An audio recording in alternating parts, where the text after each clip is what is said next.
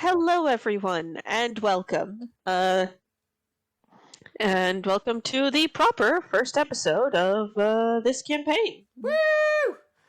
I'll figure out Yay! I'll figure out a title at some point. So to start us off, let's do introductions real quick, starting from the top. Hello, I am Jack, also known as British Mumsy. I am a dude.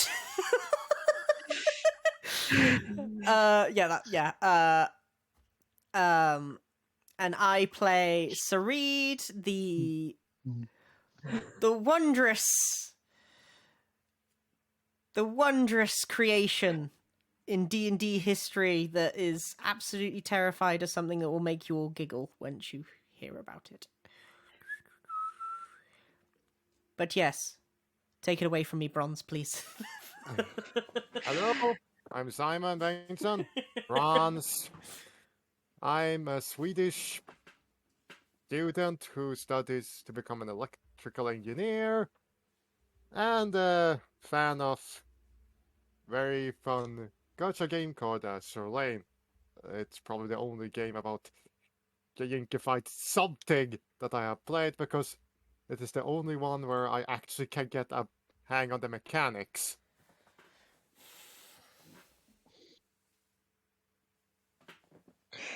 Yeah, I will be playing Akagi, which is essentially a combination of several different incarnations of the character based upon the World War II aircraft carrier. No. Oh, if you think that I am going to go bonkers over a guy, no. We have a guy who dated this, who could be joining us, hopefully soon. And he has a horror story of dating a girl like that, so no, I'm not gonna go bonkers. Oh, good. Stug? I am Stug, otherwise known as Sternger Shoots 3 Life. I test routers for a living, and I am playing Ed Redshirt, a human fighter with some baggage from his backstory. And my name is Susan Van Breams, otherwise known as Monster Review Girl. I am the DM and host of all of this.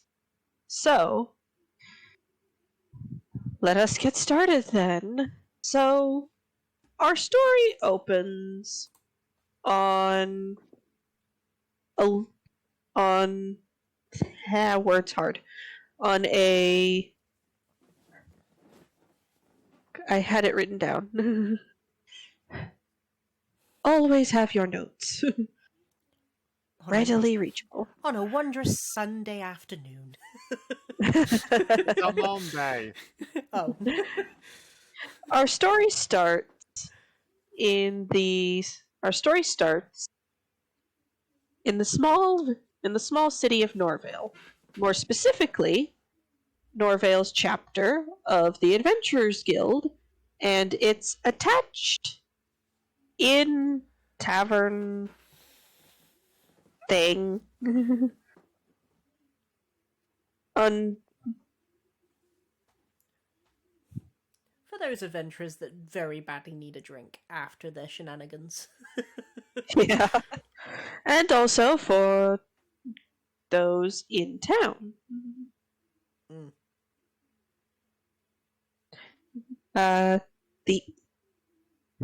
The inn itself, in tavern thing, Whatever it is. yes, operates under the business name of the Shining Horseshoe, or what? Yeah, just let's go with that. Moving on. So, our story begins in early autumn, where people are gearing up, where the town's harvest festival is in full swing, And as a result, either intentionally or incidentally, there are some new faces in town. So, who would like to describe their character entering the Shining Horseshoe and what they're doing?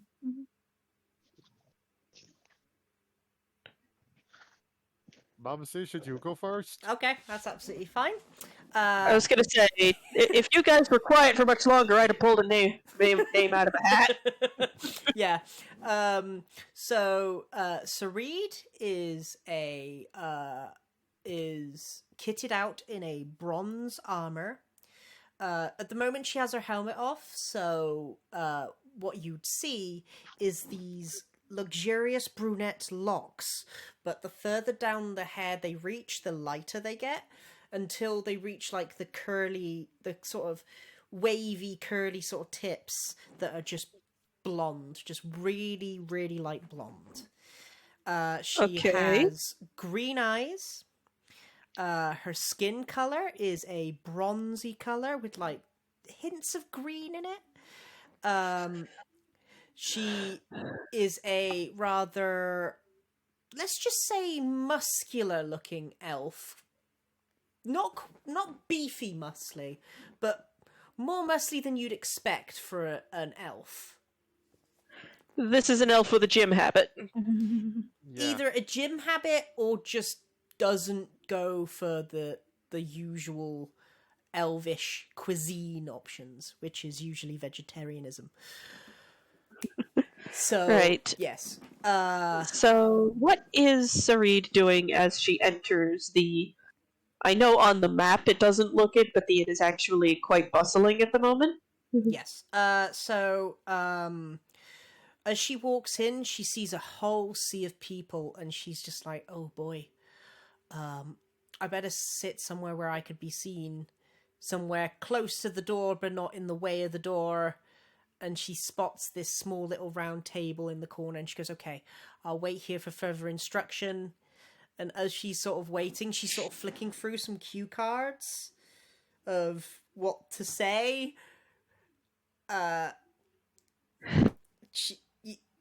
Anyone who's sort of looking at her would just see like this really nervous elf sitting at a table, flicking through these little pieces of parchment, just sort of shaking her head at a few of them, and then looking at one of them, kissing it, and going, "Yes," and then sort of putting the other ones away, and just sort of slightly breathing heavily. Just she looks like she's going for a job interview. That's basically what's happening right now. Oh, this poor dear. But she has got a she's holding a shield in one arm. She has like a morning star on her hip, and on her back you see this giant fuck off greatsword. It's there. Yeah, it's just sitting there. But yes,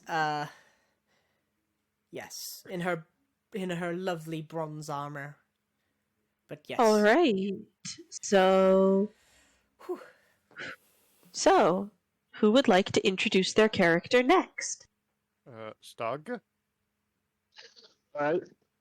My character kind of walks in. He's wearing red shirt. He's wearing a tattered red shirt and tattered red pants.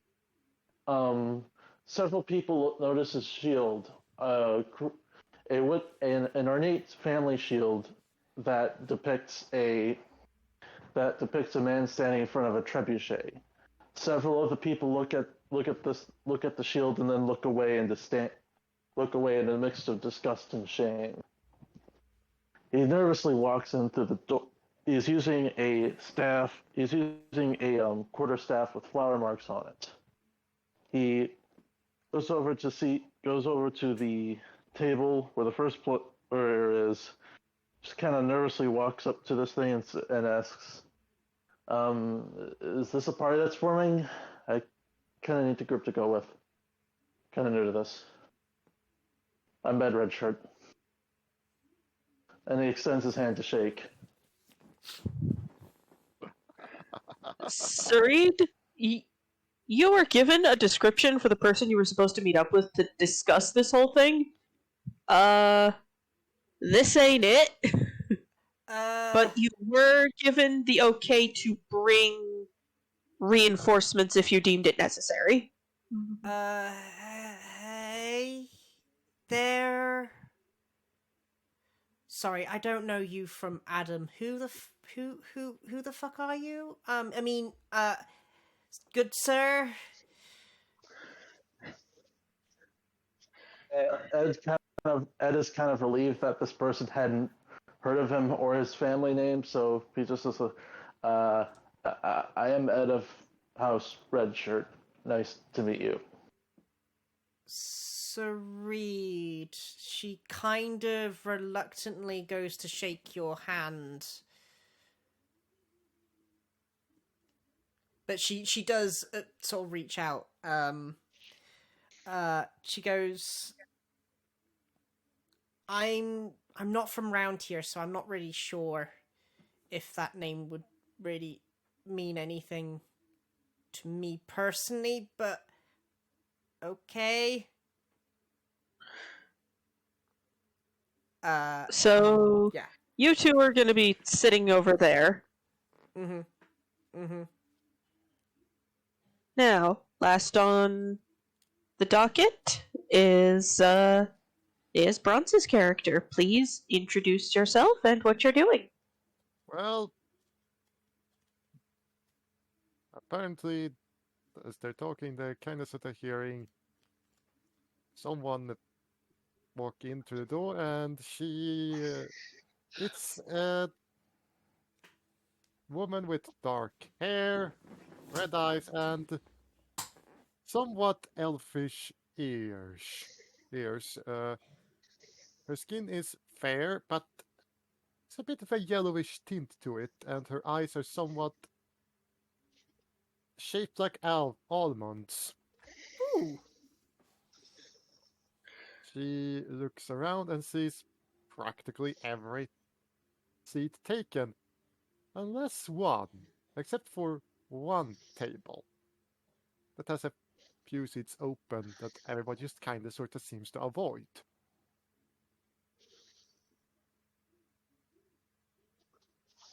Grasping what looks like some sort of weirdly shaped medallion around her neck with some sort of lettering that looks almost like weird pictures, she just sighs and heads towards that table. Oh fuck! It's a party now. Hello. Sorry. Hello, you two. Hello. I am. Can I, before I ask you of your name, it is customary of this to give my, as well as good effort to give my name. I am Akagi, of the house of the clan of Yukikase. And she just bows down and says, "Nice to meet you." Hi. I'm Sareed. This is Ed Redshirt. I'm here to talk to a paladin of another order that lives in this town. I don't actually.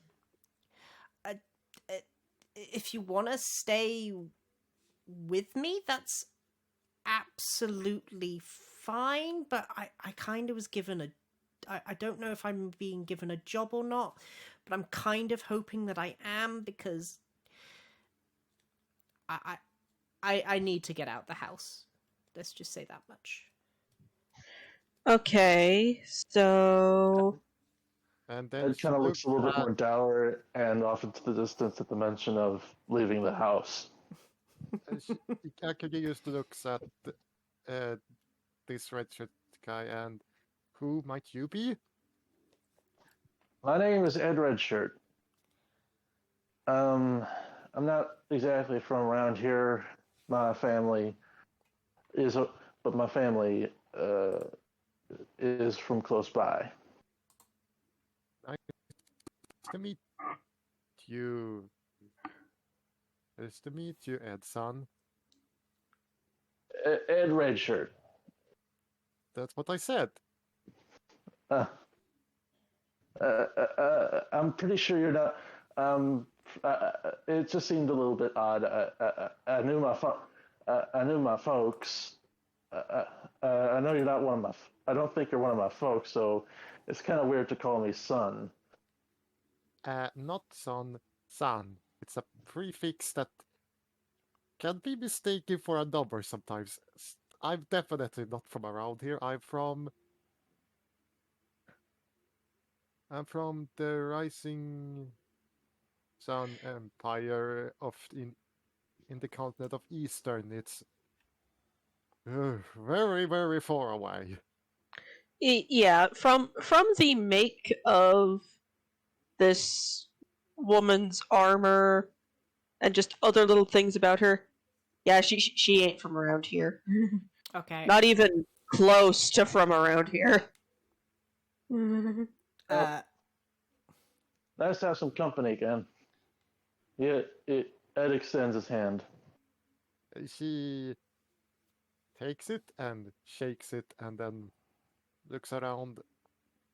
Why are you looking somewhat uncomfortable? And why are though before I do anything, I'm gonna lower a perception to see if I see how everybody is looking at him. So that would be less a perception and more an insight, but you're more than welcome to do so. Okay, let's see. It's insight. Let's see. Insight. I'm proficient, so it's +5. Roll an addition that isn't damage. Well, and Oh, that's actually a really good roll. So you do notice that. Okay, so first up, the table in general is being looked at kind of like, okay, y'all are weird.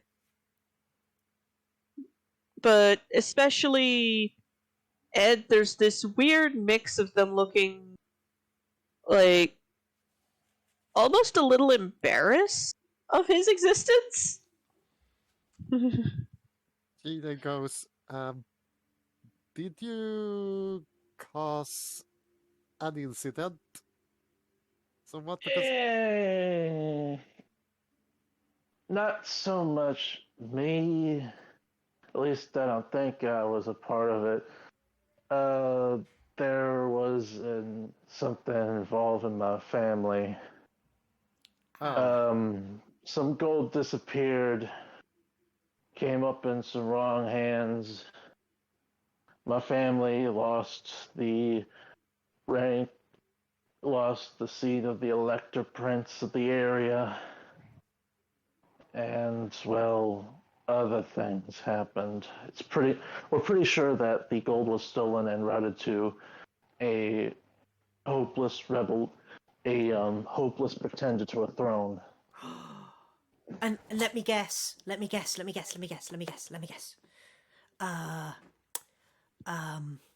Then you met this wondrous, beautiful tiefling who just swept you off your feet, and you went off to kiss into the moonlight, and then you ended up here. Okay, Callister brings a knuckle and can I roll to give her a hit on her head like a bonk? Before this devolves into unfiltered chaos.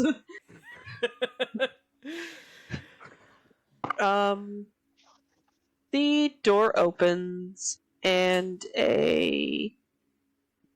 actually, no, I don't want that token. I want this token. So, out of character, before this becomes the first episode of Vox Machina. Yes, please, thank you. A half-elven gentleman dressed in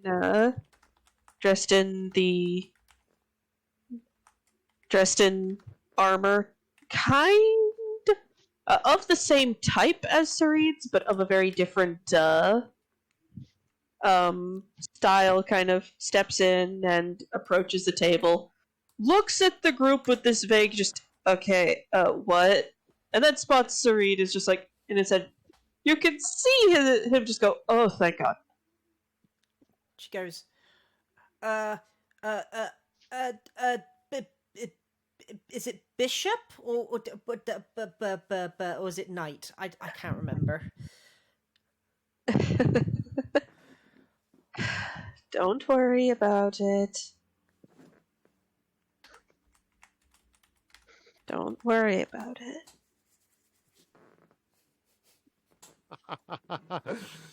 Out of character, sounds like Sareed and Cat will get along well. Please, for the purposes of all of this, just refer to me as either Lander or Sir. So, I see you went with the suggestion to assemble some assistants. Sareed Just has this look of help, and then sees the other two people and remembers what Ed said about needing a job, and realizing that this poor schmuck in front of them probably needs a job just as much as she does. Just sort of goes, yes, that's what happened. Nothing weird happened. Like they just came up to me out of nowhere and just got talking. he sort of continues. Well, first up, your order sent word so I'd know where to find you and what you'd look like. Thank goodness the letter was accurate. Grabs one of the spare tables, grabs one of the other chairs and sits down. So, just a moment. Okay then. Ed's kind of trying to hide the crest on his shield just in case this person knows. The man looks at the shield, does not appear to give a single shit, and looks back at the rest of you. Okay, so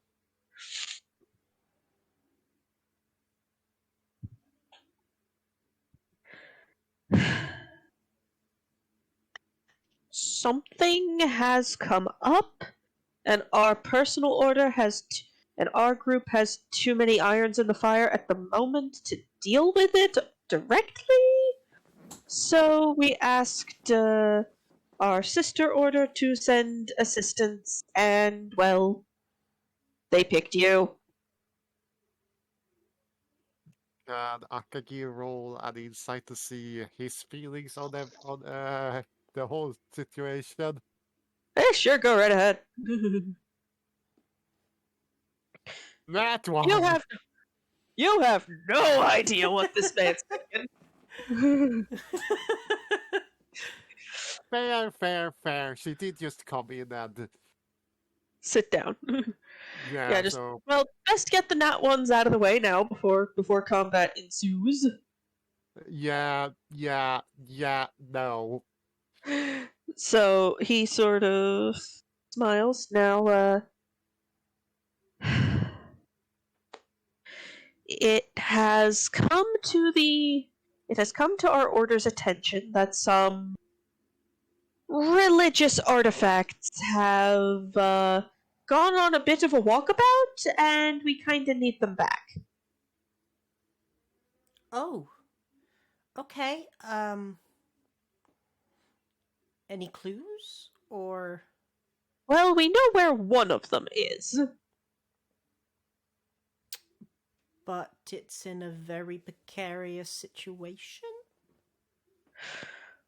Well, the issue is the last time anybody saw it, it was in the hands of some kobolds, which means it's most likely in the hands of a dragon.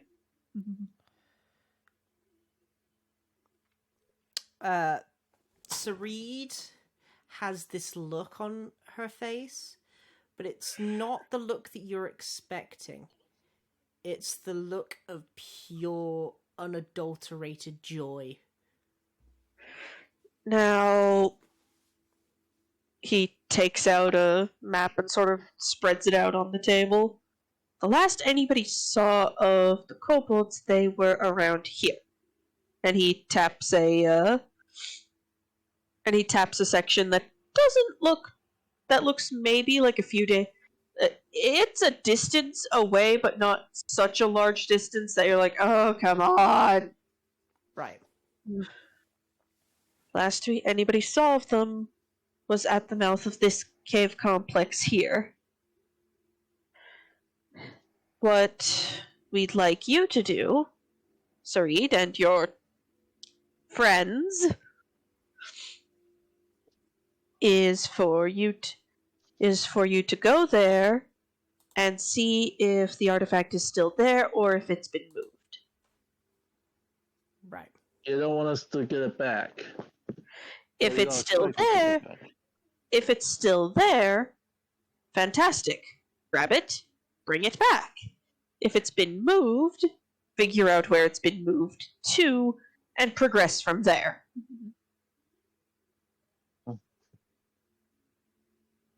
Okay. Okay. Okay. Yeah, that's that. Yeah. No. We will do it. Looks to the others. What do the others have to say about this development? Hold on, I need to find my sheet because if it's not close by, there's a chance that it was in Ed's jurisdiction. Anyway.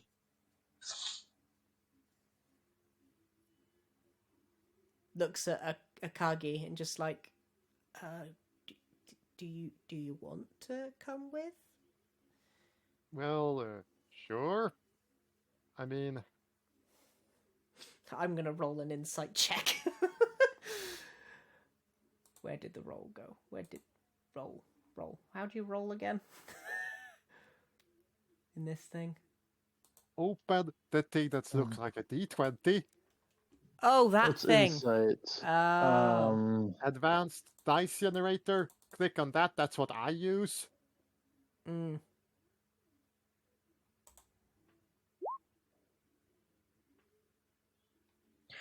Okay, not bad, not bad. So, Simon, what does Akagi think of this development? She thinks, okay, religious artifacts going missing, kobolds, dragon, oh, the religious stuff, some rather reptilian, the religious stuff of the dragon, and she kind of sort of has a sort of thing that gives her, let's just hope that he has nothing to do with it and move along. Rather than think about it, I don't think his mother would approve. Okay, I'm gonna roll a I'm gonna roll a 20 just to see if my character knows anything about the area. Okay. Alright, so you know a little bit about it. Like, you know that the reason that. So, that cave complex was originally slated to be developed into a mine, but it was discovered during the survey process that some very territorial kobolds moved in, and the project was put on the back burner. Until they cleared out. Yeah, and it's just a thing that nobody really got around to. Could help my case if I get that thing back. If we get that mine complex, if we get that mining area back. bring some jobs to the area, bringing some honor back to my name. Cool. We'll take the job, sir. Goes to shake his hand. He accepts the handshake, as is practically law at this point in the area. The quest itself has been posted with the guild, so you'll want to speak with the nice young lady behind the counter. Akagi just goes, I'm going to check for that quest right now and see if we can't. See if it's there. And she just goes up to the. Let's see here. It should be this way. She goes up to the board. Is it right there?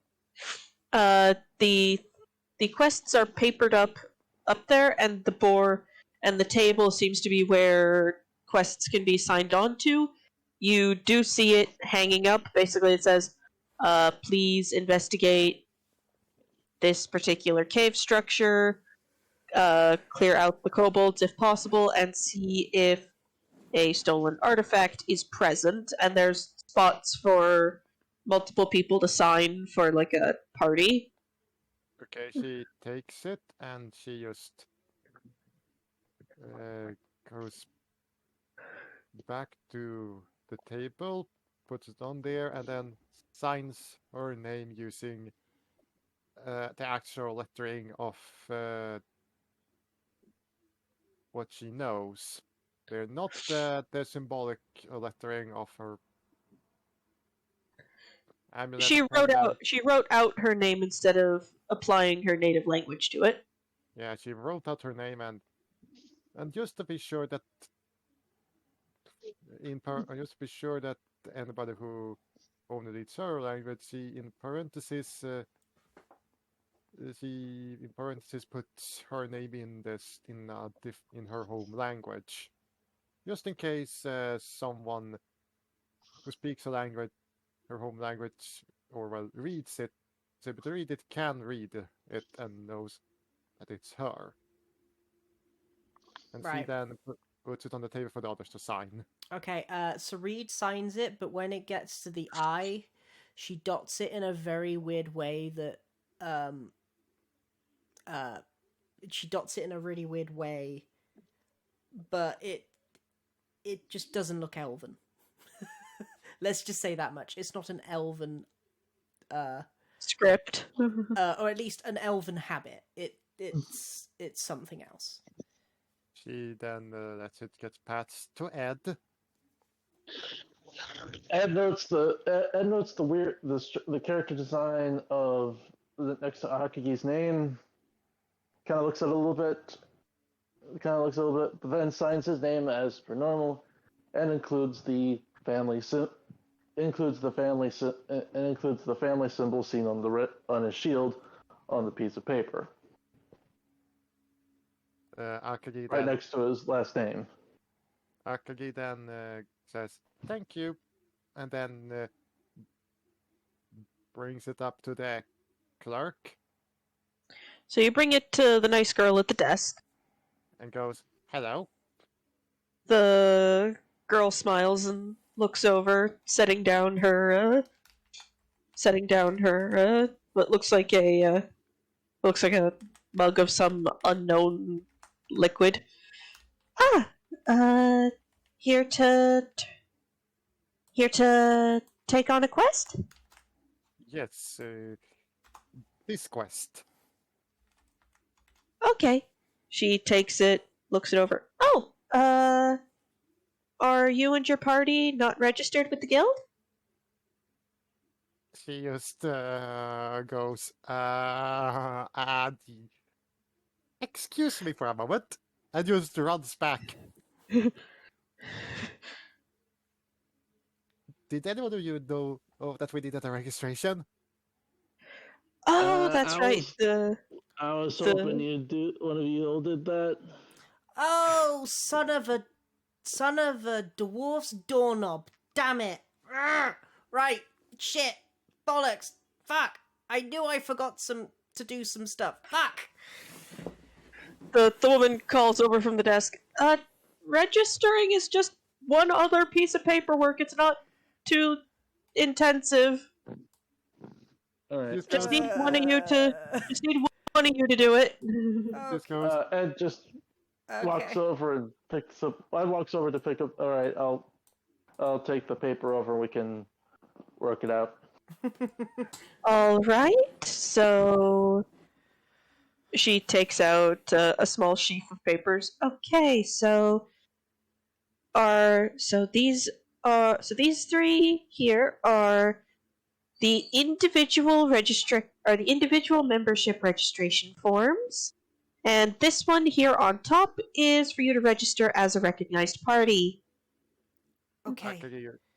Akagi just goes, can I take that one at the top, please? Here you go. I just need you all to fill out these forms and bring them back to me. She takes a sip from her from her mug, which looks to have something painted on it, but she then sets it back down. Feel free to take as much time as you need to ensure that the forms are accurate. She goes, okay, and then brings back both the party form and her own personal form and starts signing them. Mm-hmm. Basically, the form asks for name, age, what type of adventurer you are. Like, are you a caster, a non-caster, some other type of thing? If you are you a caster or non-caster? If you are a caster, from whence does your magic come?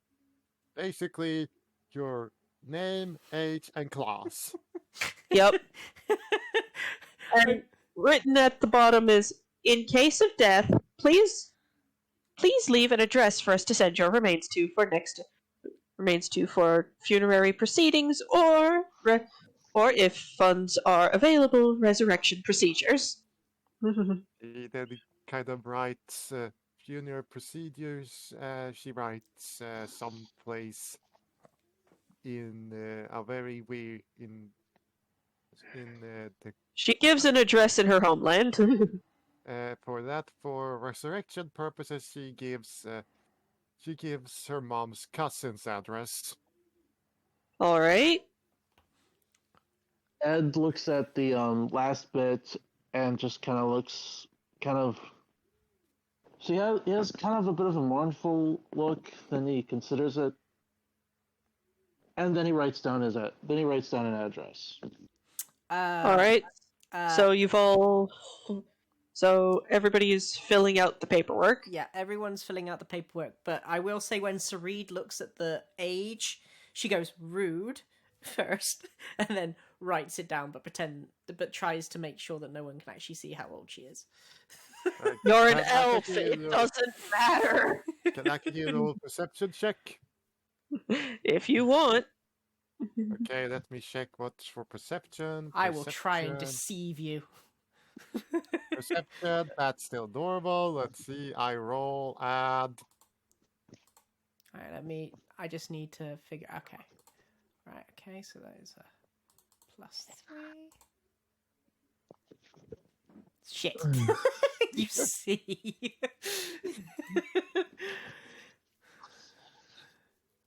So you know how old this person is. How old is she? 104.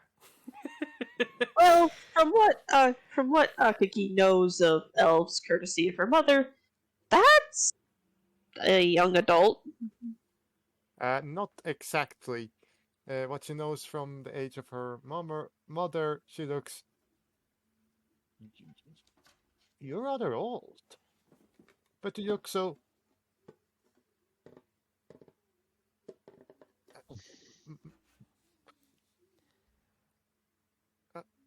She just looks at the age. Then she remembers her mother's age. And you're older than my mother. She's an elf. Elves live until they get killed. She goes, That's not exact. but my mom is approaching her 50s. Yes. Uh, th- does elves outside of does elves in this part of the world mature on a slower rate?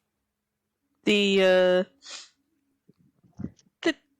the other the knight who has been listening to all this go on with no small amount of amusement, just sort of chuckles. No, no, elves age the same everywhere else. Your mom's just young for an elf. I guess I guess her cousin is also young for an elf. So Elves the elves worry group. about their age like elves typically worry about their age even less than a dwarf. Than a dwarf worries about the alcohol contents of their ales. So Reed laughs at that joke very hard. Almost like she gets that joke. Akagi doesn't. She just looks. Do dwarves care about the alcohol contents of their beers, ales? I'll have to ask Dad the next time I see him. You want to get So- hammered you want to get hammered quickly? You go talk to a dwarf. You go talk to a member of the brew. You go talk to a dwarf of the Brewers Guild. Mm-hmm. And she then goes, "I'm going to take this and hand this over to the nice guild lady," and just So you bring back the individual registration forms. and the party registration form. She's like, "Oh, thank you very much." She takes the forms, puts them in a drawer by her desk. One moment. Let me just go get your. Actually, no, wait. I have them in this drawer right here.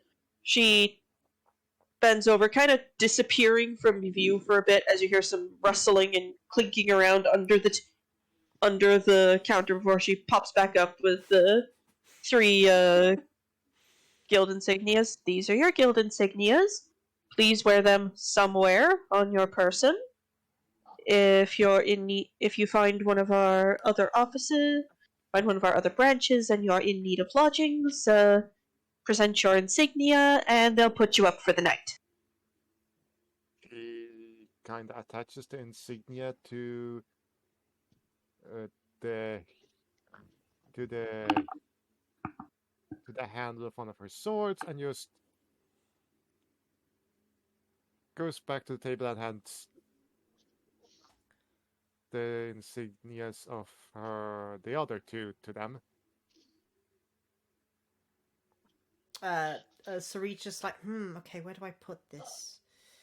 Ed The puts it on his Ed puts it on his shoulder, as if this is Ed put this on his shoulder with a bit of practice, as if this is tradition.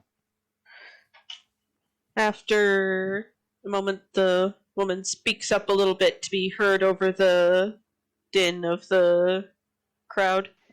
Do you want me to put you guys in for that quest? Yes. Ed raises his thumb. All right. I can ask the question. When does the eating contest start? Starts in, looks at a little, sort of fumbles around in her pocket, takes out something and looks at it, puts it back in her pocket. Starts in about an hour. And where is it? Kind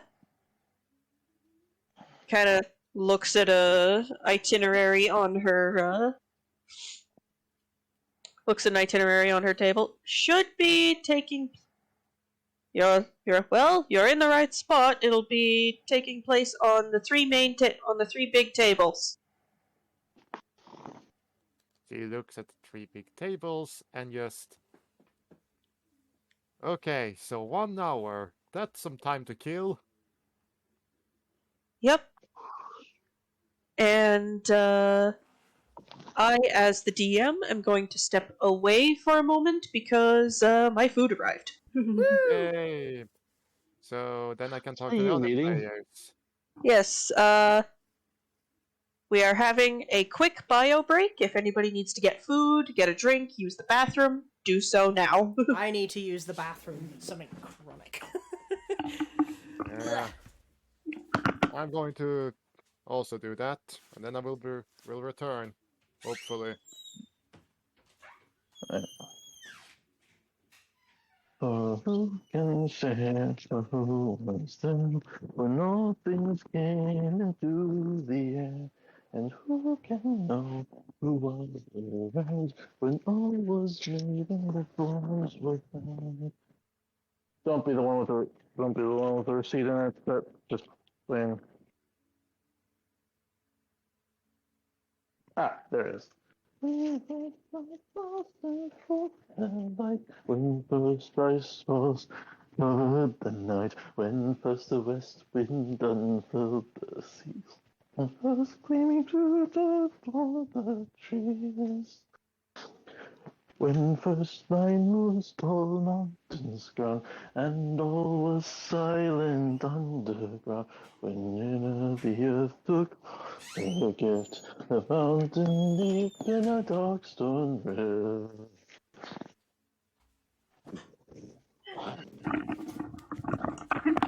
Till its strength far beneath the seas, falling like lines flying beneath the trees. Warmed as it passed in each past. What?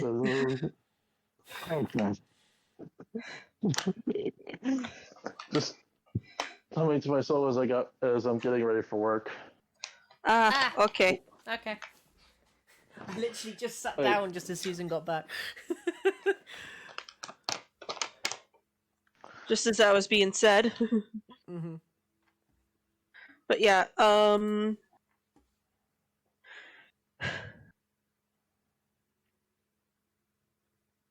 so, what do you guys think so far?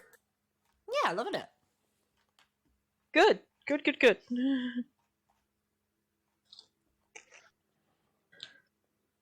I hope you guys don't mind that your first quest is just go find the thing.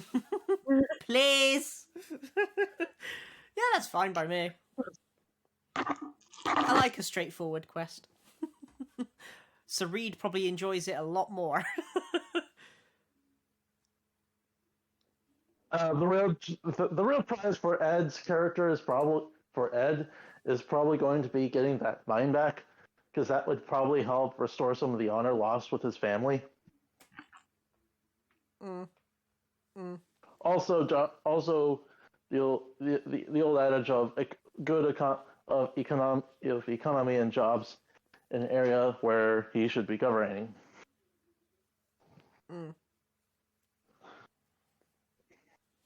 Right.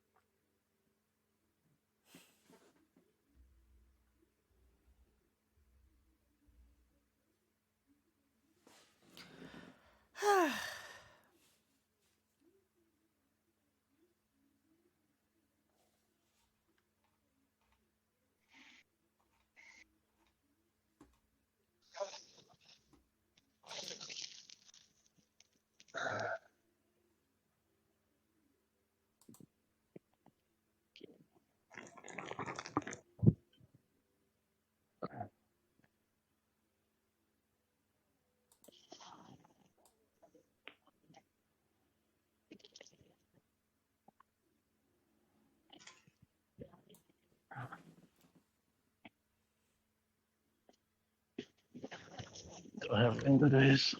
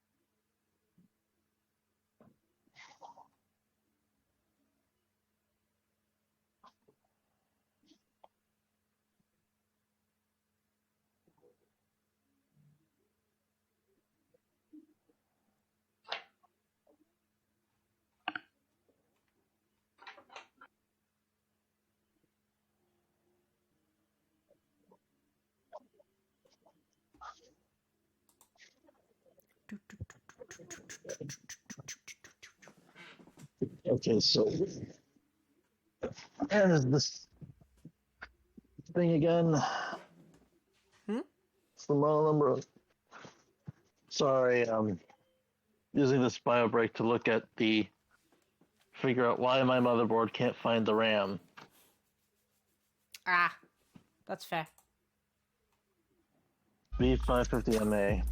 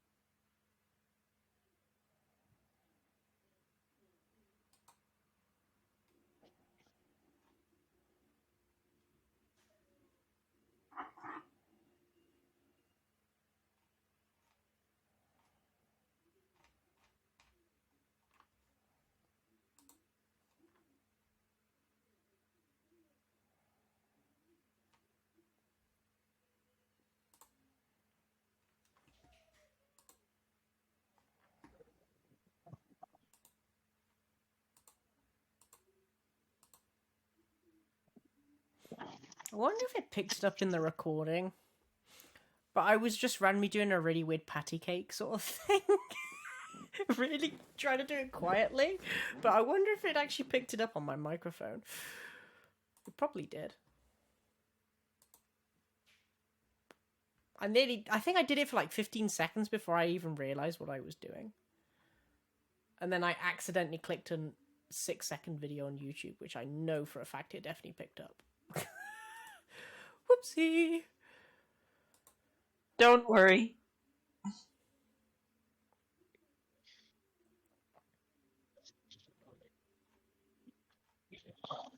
Stupid TikTok shit. It keeps popping Don't up. worry. It's the first session. We're gonna have bugs to work out. Yeah.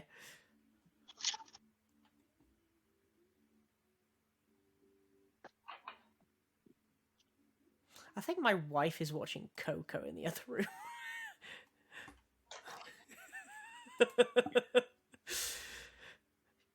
She did say she wanted a good cry today.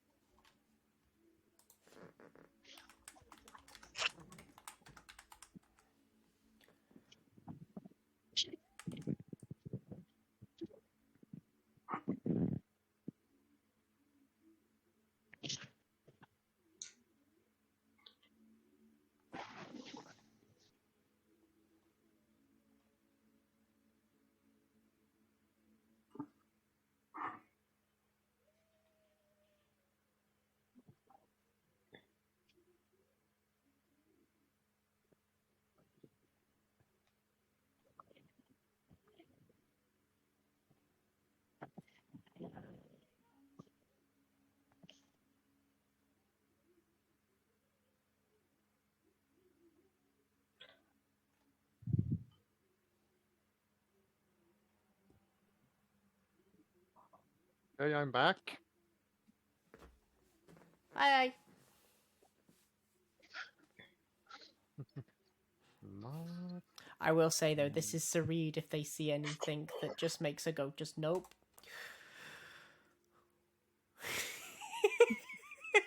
Yeah. So she is. So her seeing Tosa or would just.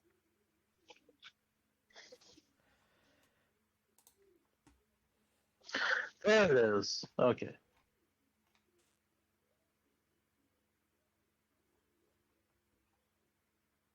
First of all, let's look Compatibility. Memory.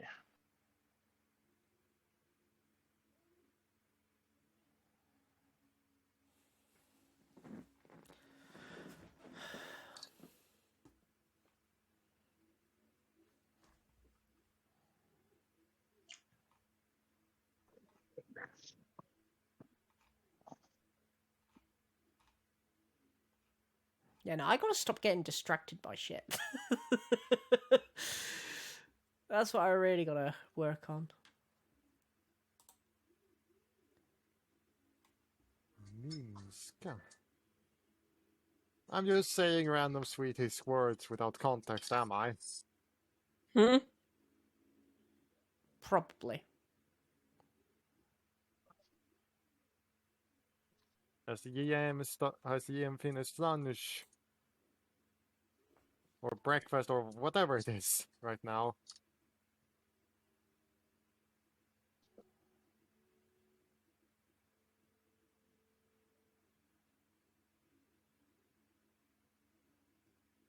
I'm just playing a weird crossword game related to Midsummer Murders.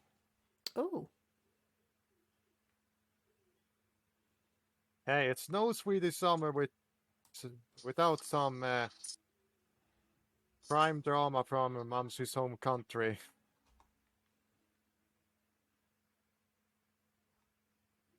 On Swedish television.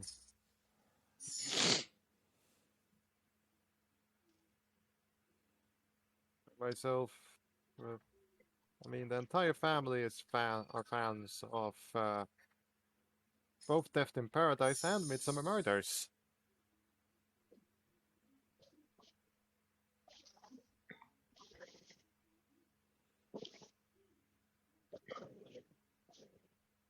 Right now, the current case I'm investigating, a butcher has been found murdered with his own big, cleaver.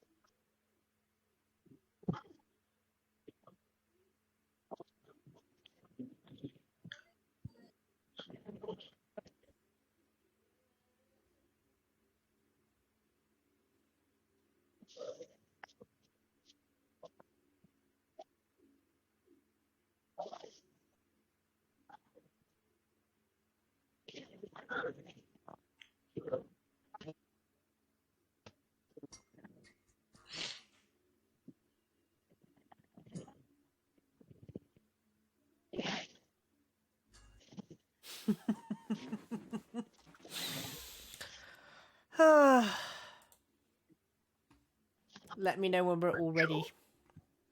And then I'll let you know when break time finished. But yeah, how okay is Sarid with Samaruk? I'm not sure. I don't know how Sarid would react, to be fair. But how would she react to the whole situation in I mean, we all know how Annibal from Terrasco is going to react to the Danes Vestoria characters. Mm. Or at least what happened with them, because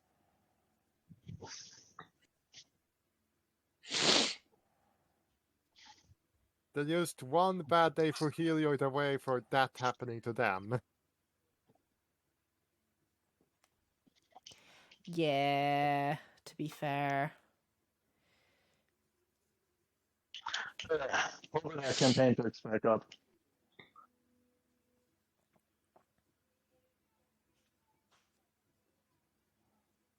How's it going, Susan? Are you enjoying your breakfast? Mm-hmm.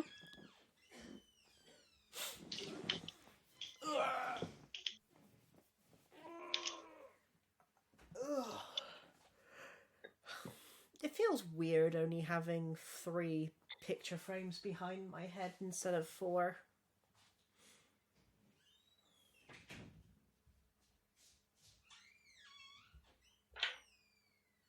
The 4th one perished in a tragic accident.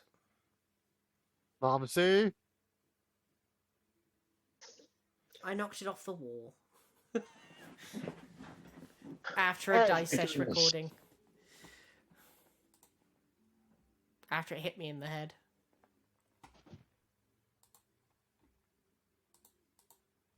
See?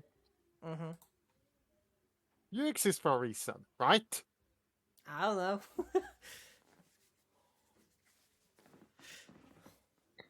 I exist for something, and at this moment it seems to be recording jockey.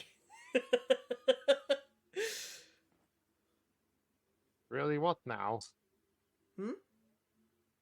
Really, what now? You exist for something, and now that right now that seems to be really. Recording jockey. Ah, right. You're the guy who records. Yes.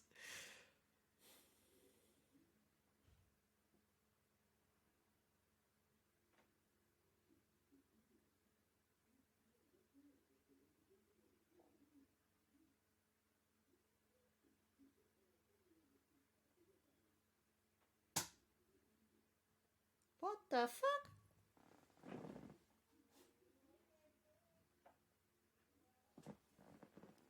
That felt Okay, very well- weird. You okay, Mamsu? Yeah, I'm fine. My chair just creaked and it scared the shit out of me. Oh, But I wasn't moving it, so it just freaked me out a little.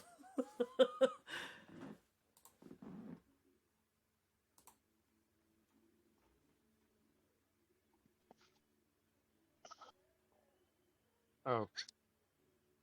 You just did a bit of a freak out because it behaved like it shouldn't behave. Well, no, it creaked even though I didn't move in it, which made me wonder what the fuck made it move. Or what the hell made it creak.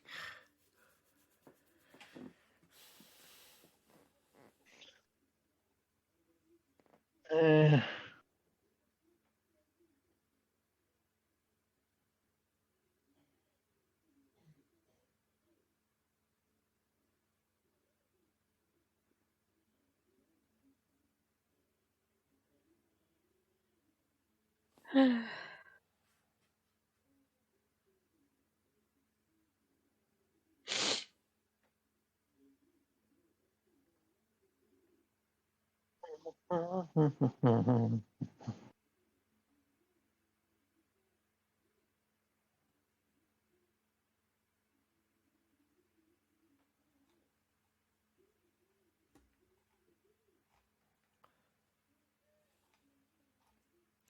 Luckily,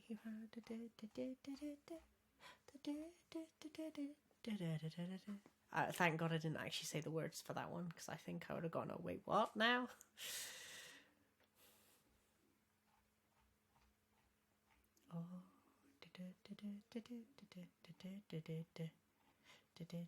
See, we all know you have a bit of a situation with your life. Mm.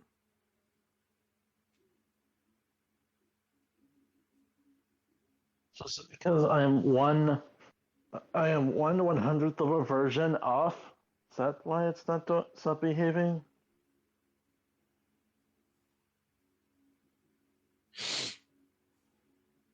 Computers can be weird, though. You're currently trying to fix your computer while we're doing all this, Doug? I think they're just checking it.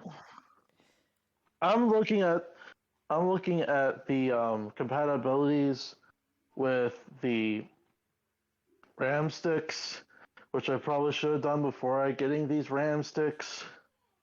I also Uh, probably should have done this before I got the motherboard, which I probably should have done before I got the new processor. so everything is due to the new processor, and you're not checking things. Yes. We live and we I have learn. and I am certified as an IT repair guy, so I have less than no excuse. We won't tell anybody. Yeah, because this is a job on the line. Not necessarily my job on the line. It's more along the lines of mild embarrassment. That's fair. So As in, I should have known this. Well, it's probably more, I do know this, but for some reason, the thought never crossed my mind. So 16.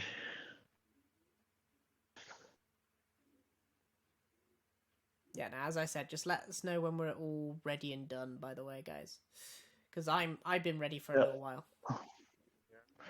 I can get started back up at any time. It's just getting it back into the right tab. Mm-hmm. So we're all good to go? Yeah. Okay. As we left off, Akagi found out about the eating contest, and that there were just time to kill for her. Okay, break ending at 107:16.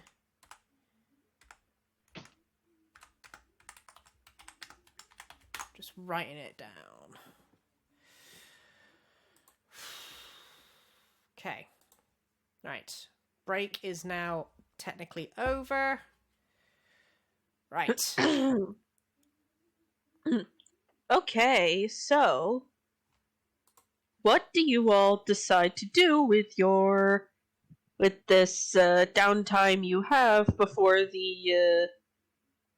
this apparent eating contest occurs?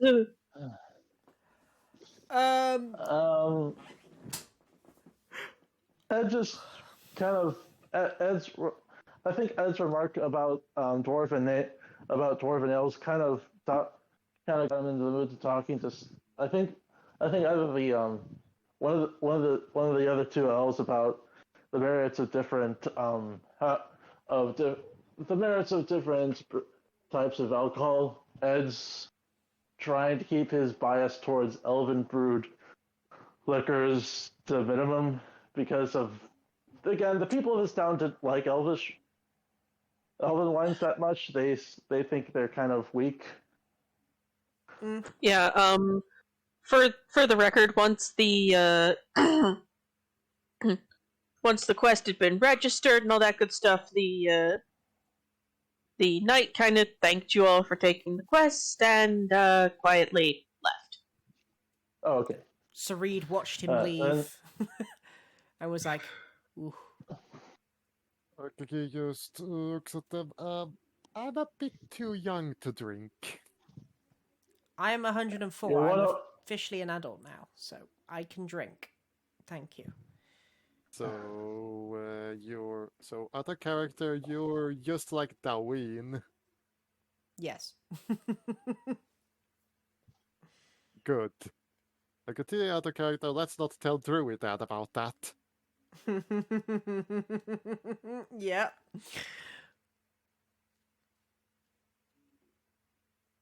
Right. Sareed just sort of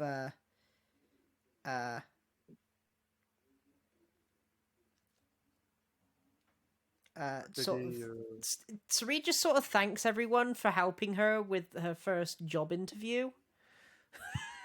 Basically. And she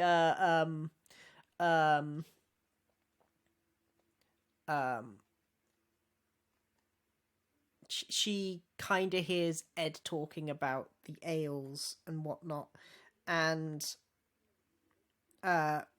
she only sort of talks about dwarvish ales for some unknown reason. Akagi then asks a question. Have you ever heard of something called sake? Saka. I thought that was like a game. Isn't that like a game some of the people south of us play with bags filled with bags filled with grains, bags filled with grains in a hole? He then just goes, no, no, no, and then he takes a piece of paper and a pen and just writes S-A-K-E. Or they could. Oh, sake. Oh, So- sake! I've seen some of those. I've seen some of the. Oh, sake! I've seen some people import that stuff. Some like it, some don't. He then looks at him with the whole other butters. Hey. How did he read it? Say. Oh well, it's a again. E at the end turns the A from a short A to a long A. So, sake. Sarit just sort of goes, honestly, I just thought it was the dangly bits between a man's legs. So, you know. Oh, that's sack. Sorry. Not sorry. I thought never mind. And now, if this were an animated series, we would see Akagi's soul slowly leave her body. Yeah.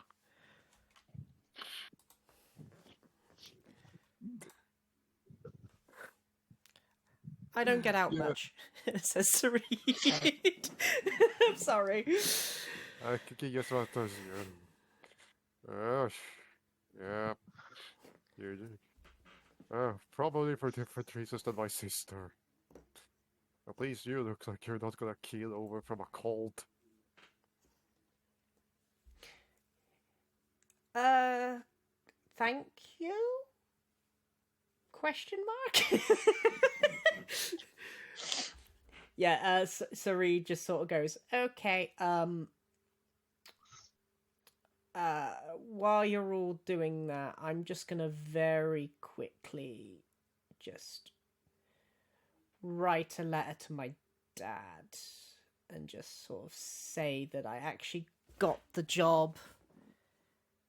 Okay, he just goes, and I'm gonna write to my mom asking her to quickly and quietly get Rosa married so that so that due to her situation things Ed could just go. kind of. Ed looks like he's holding back tears and is hiding his face behind his shield. It just goes, Ed, you okay, Ed-san? It's fine.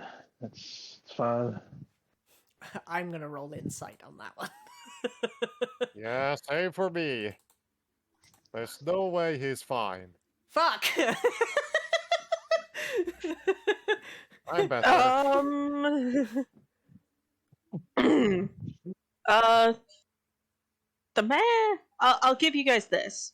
The man is definitely upset about something, but it might be for the best if it be left. It might be best to leave it be for now. He just goes, you were talking about sake, sake. It's sake. She goes, I mean, it's the liquor is spelled in your language. The liquor is spelled the same as sake, but it's actually a different pronunciation. You were talking about some sort of Shakespearean brew or whatever it was, some really strong brew that was said to be have been due to some sort of weird curse.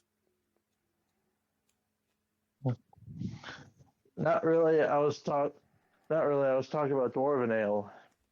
Yeah. They don't really curse their brews unless you got really did something really nasty that got in the their book of grudges. Dwarves have a book of grudges. Oh yeah, no. Once you get a grudge from a dwarf, you can never shake it. There's no- It's why poor Timothy could never come back to the forge after he tried to kiss me. Daddy said no. Daddy meant Timothy. no. Timothy, she then goes, your dad's a dwarf, Yeah. but you're an elf. Yeah. He took me in. Do you know who your parents are? No, never met them. Do you know why that happened? Nope. It was over a century ago, so I wouldn't know. I was a baby left on his doorstep. She just goes.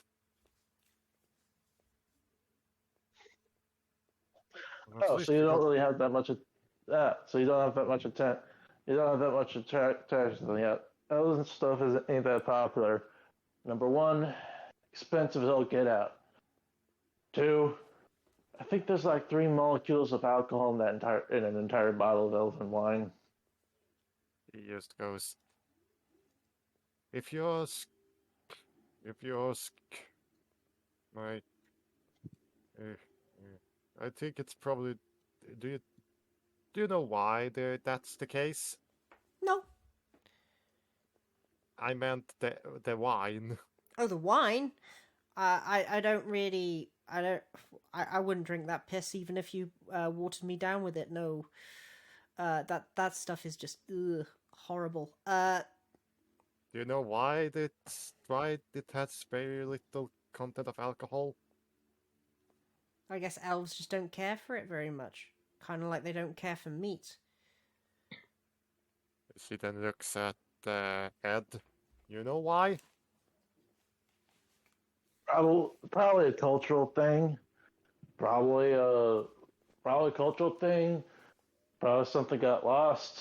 Elves have a nasty habit of not writing stuff down. He then goes, well, if you ask my parents, it's not according to my mom, it's not, if you look at my mom, it's probably because they can't handle that. Mm. He goes, mom drinks 1 cup of sake, and then the next morning, she doesn't remember what happened other than Dad is tied up, and some servant has some very weird mental scars on them. Sarid goes, oh, sounds like a novel I once read. 50 Shades of Flame. 50 Shades of Flame is the word I came out with for some reason. He then just goes, let's just say that when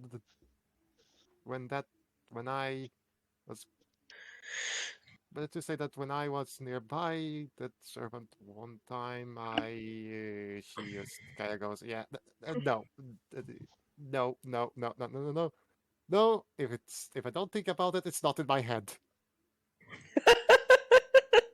There. That's one place to put it.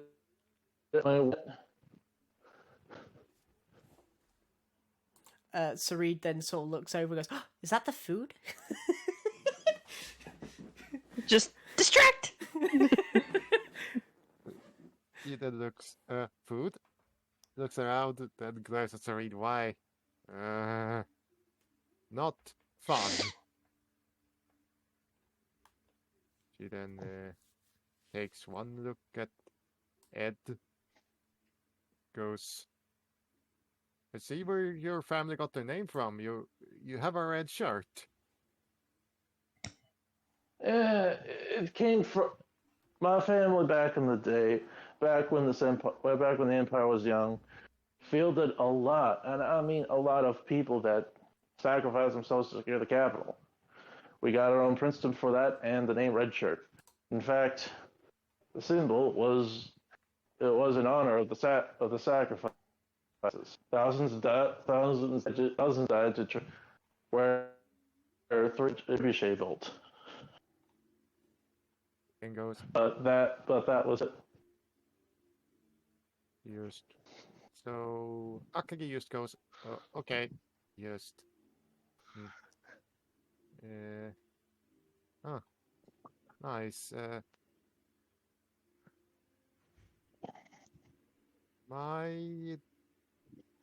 I just hope that Tosa doesn't get herself in any more trouble back home.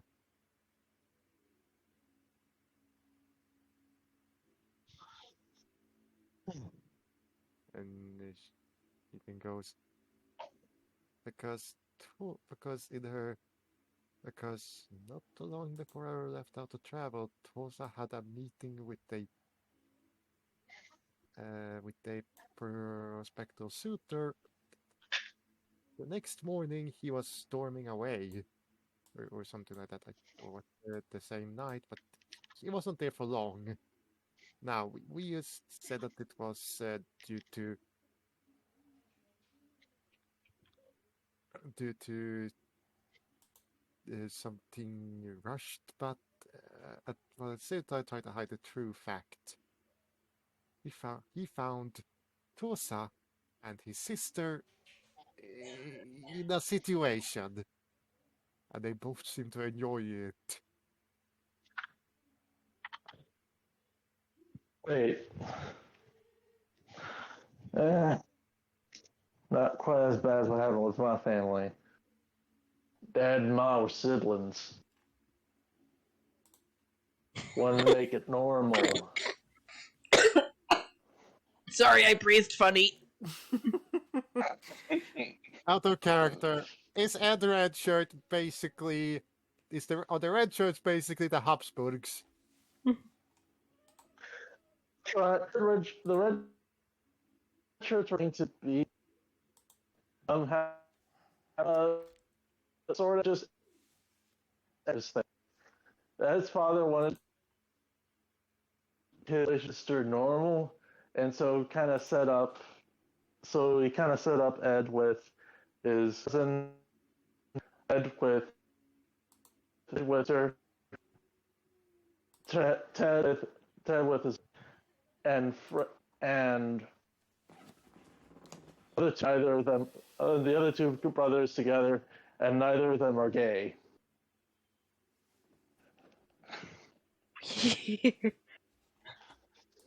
The two of you are rapidly realizing humans are weird. Weird people. Okay, just go. Okay, then goes. I have met my. Okay, he goes. I know my dad.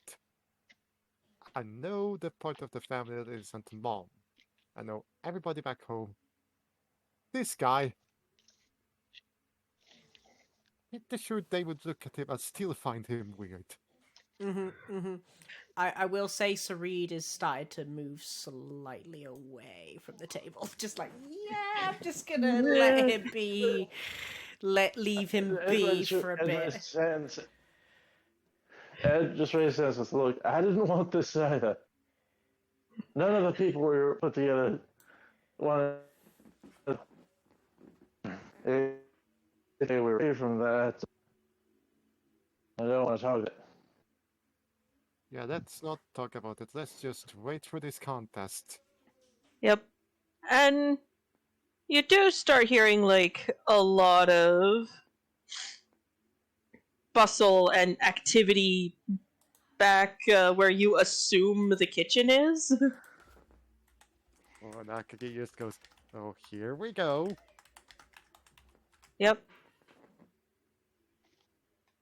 The receptionist girl, in a move you did not expect. You know what? Never mind. She She just comes out from behind the counter like a normal person. In a move you would not expect. What did you want her to I do? was about to say something, but then I realized it sounded really, really stupid, so never mind. She leaps out through the window. Nah, she just She knows comes out she from sees behind the that it counter and takes starts, sort of getting things sort of getting things. She's helping direct staff. Just like, okay, this goes over here, this goes over here. After a minute, she grabs one of the, she grabs a vacant chair and, sorry. Achoo! She Bobsy! putting Sareed back now. Sorry, I didn't mean to do that. She flew. So she grabs one of the bars. She grabs one of the chairs, stands up on it, and kind of and and takes out a big bell and just gives it a good few rings, and everything goes quiet. Everybody looks at her. Hello everyone. I apologize deeply for the interruption, but the contest will be starting in about half an hour, so I thought we'd go over the rules. Akagi is listening intently. So, the rules of engagement are as such. The contestants will be seated at the long tables, gestures to the tables, and this will be run in a last person standing style of play. Now, we do have some rules of engagement for both the safety and basic decency of the establishment. Drinks will be provided upon request, but no alcohol, please. Thank you. Julia goes. They kind of whispers to the other two. Except Elven wine, right?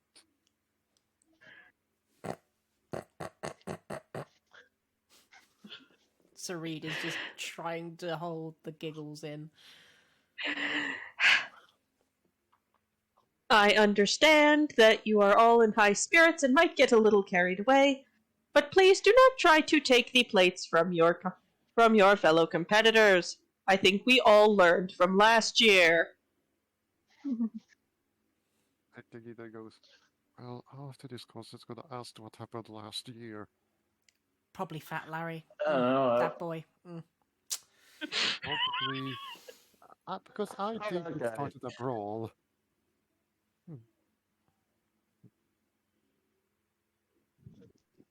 Every town has a Fat Larry. Just. Now, again, I understand.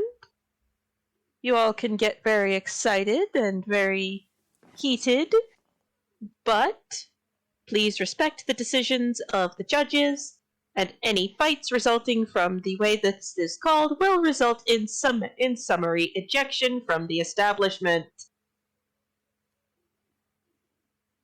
He goes, okay, so no alcohol, I can handle that, and no grabbing on the plates. Well, I can handle that.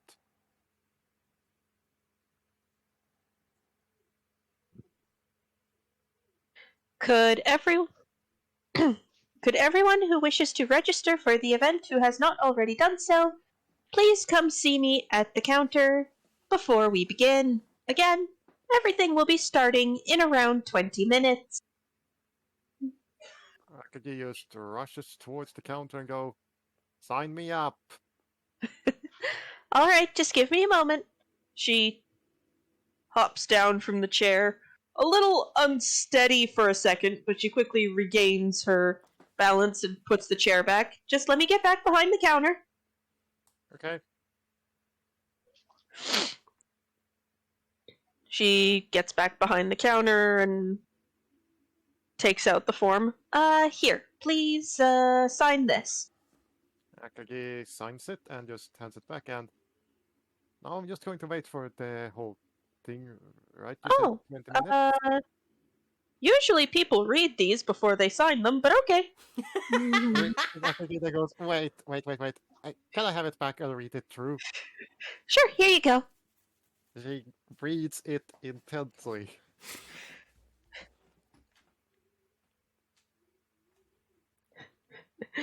One second, I actually have it written out. Let me just bring up my notes. Sarid is just looking over at Akagi, just like, wow. They are just The Nor looking menacingly at that piece of paper. the Norvale chapter of the Adventurers Guild and the Shining Horseshoe Inn are not responsible for any illness, injury, or misadventure that occurs as a result of participation in the annual Harvest Festival eating contest. This includes injury from brawl, food poisoning, and or ruptured internal organs. Ooh, ruptured internal organs? Sign me up! Basically, this is a boilerplate legal disclaimer where they went, what is the most off-the-wall thing that could happen to somebody? Well, they could eat so much their stomach pops. Okay, let's write down ruptured organs.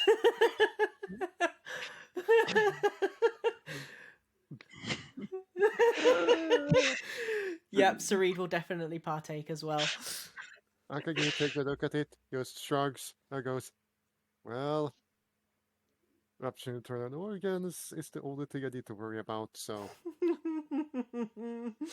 a contest is fair. Ed, It's supposed to be fair Ed, and civil. May the the best thing bitch for the contest is something goes, I'm gonna. Ed looks at this, knows his place, and decides to just hang back and root for Akagi because and just stand behind Keeley. Okay. Fair. Basically, he's just like, I'm gonna just sit over here and root for my friends. The girl smiles. Thank you very much. Looks at Sarid. You'd also like to sign on? Yes, please. Alright, here you go. Sign here.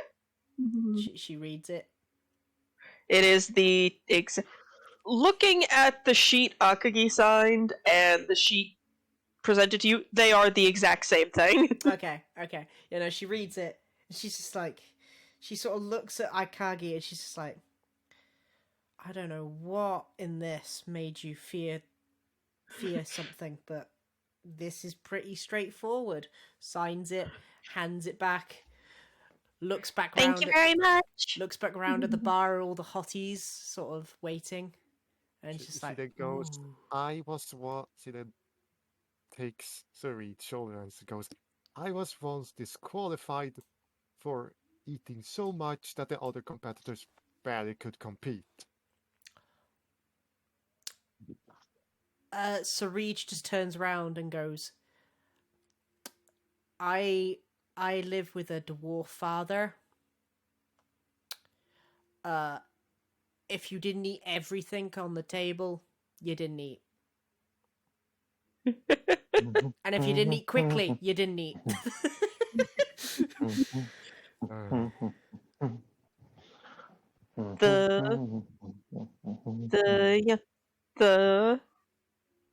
The receptionist just sort of smiles. Now just let me just update the form. Let me just update this over here.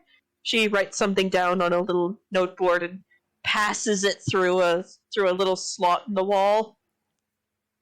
It just goes, oh boy. You hear a muffled from what you assume is the kitchen. Are you kidding me?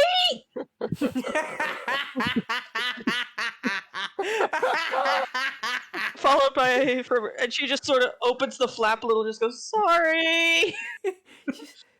Sorry, Finnegan, but you know what? You knew this was coming. You knew we'd get someone. You knew we'd get one big baller when it came to these contests. She closes the flap. Sorry about that. Akagi is gonna roll. Let me see what requires for the investigation to figure out what happened. Yeah, me too. To be fair. Investigation. Don't tell me That's proficient. int based. Oh boy. I'm not proficient. But I'm God using help us strong. all. Well, go right ahead and try. Holy shit! Well, Ah! a broken Maybe- clock is right once a day. Yeah.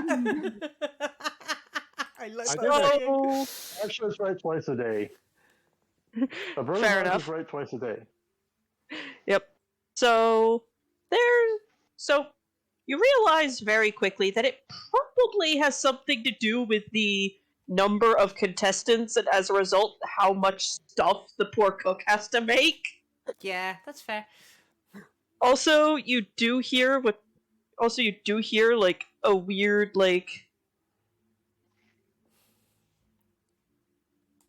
you do hear like weird mechanical noises coming from behind the counter. Weird. Mechanical noises. What? Akagi just goes. No. I'm going to get taken over pretty fast and have to eat myself sick. No. Let's focus on this thing. Eat now, figure out later.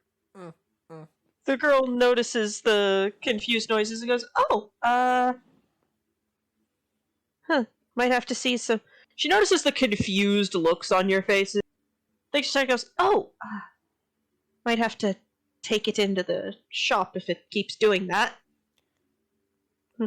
Sarid just goes, I don't mean to pry, but is it a mechanical lover? Someone that you hold very dear? Someone... No, it's a prosthetic. Oh, so sorry. It's okay. I assumed it was a lover.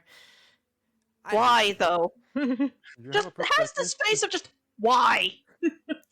Opens. goes- Siden goes, sorry Yeah, about her. She has I- no. Akagi goes, sorry about her. She apparently has no filter. It's all right. I'm used. I have heard stranger things from stranger-looking people. Oh, you're so sweet. You're Akagi- welcome. Akagi kind of said that doubts it was meant to be as a compliment. Just doubt. She looks over and spots Ed kind of hanging around the counter. Do you wish to join in? I've got another I'm just waiver. gonna I'm just gonna root for my friends. I know. I know the reputation it has capacity. Ah, okay. Well, can I get you anything? I'm just gonna. I'll just the contest will start so you can stand behind them.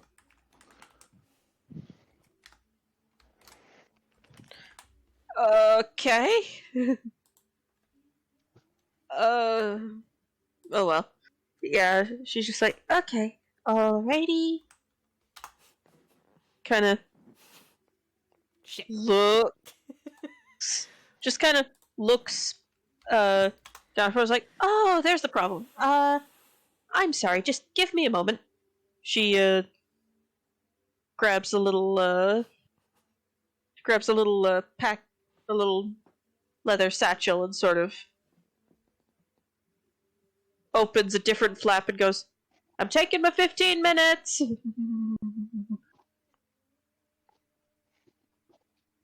Just need to tighten up a gear, it seems. Say no more. And Sari just sort of walks away from the thing and just sort of hangs around somewhere. So my guess is that they're just gonna hang around by the two barrels for a bit. Yeah. Akagi kind of stuff follows her with the whole intent of asking her, why did you ask about Why did you ask that?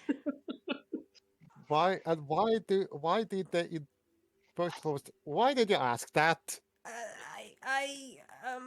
I'm sorry. I've been reading a lot of romantic novels on my travels, and my brain kind of goes down that sort of rabbit hole sometimes. In Akagi's other character, Akagi's mind is going, oh great, she read hentai novels.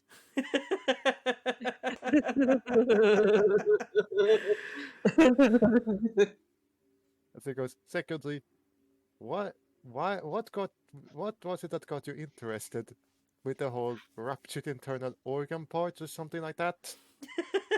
That was a joke. That was just a joke that I made.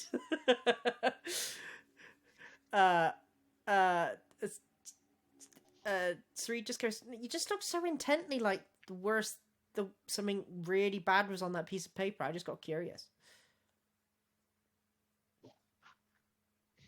I looked at it intently to make sure that they could not deny me a win. Just because I steamrolled the competition. So in other words, you think you got the guts? It's not the internal organs. You're sure it's nothing. Makes sense. Makes sense. Okay. Sri just goes. Okay. So.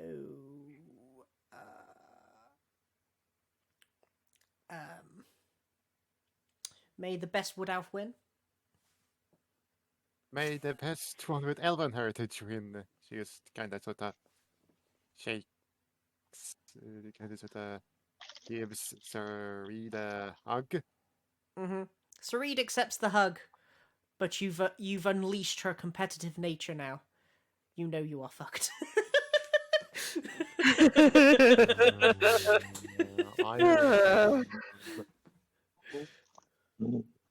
I know enough about. I've seen enough about the color collection Akagi to know that.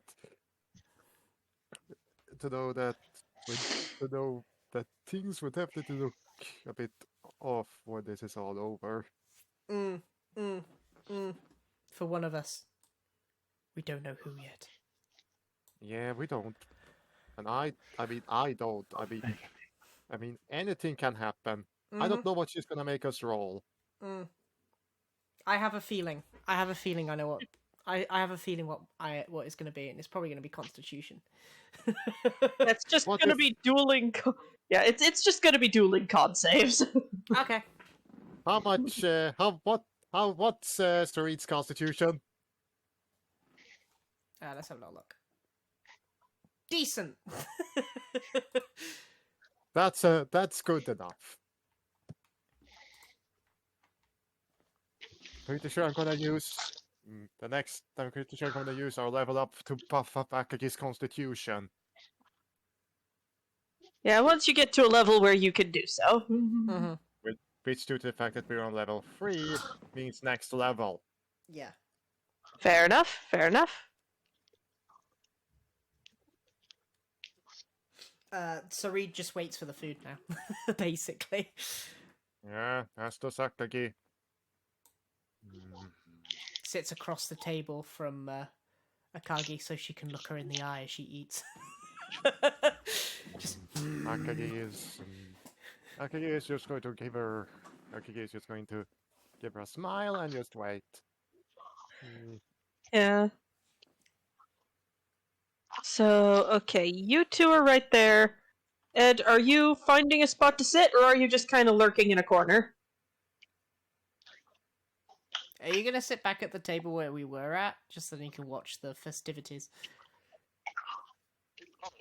Because I think you're sat at the table that's gonna be used for the contest. Yeah, it's mentioned that the 3 big tables are gonna get you. Yeah. Yeah, just after like a good 10 minutes have passed, and it seems like the other people who signed up in the days leading up to this have have entered. These are all pretty big dudes. We have two elven girls competing against them. You're talking Discord mod body types? No, like these are they are big, but it is a muscular big, not a fat big. Gotcha. Like these are like your farm hands, your tradesmen. Like these are big dudes. Mm. The phrase "built like a brick wall." Built like Tina, Stark. Think built like Tina. like mother pushed out a giant bear, basically. Big burly, just big shoulders. Yeah, Yeah, got ya. Yeah, built like Tina. Yeah. yeah.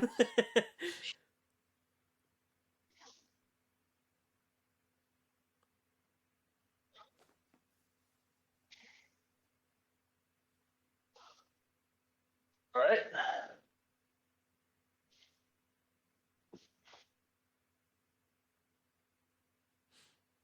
But yeah. Okay. So everybody's kind of assembling, checking in with the receptionist, and she's like, "Oh, okay, good to see you. Good to know you showed up." Okay, like marking their names off. Mm-hmm.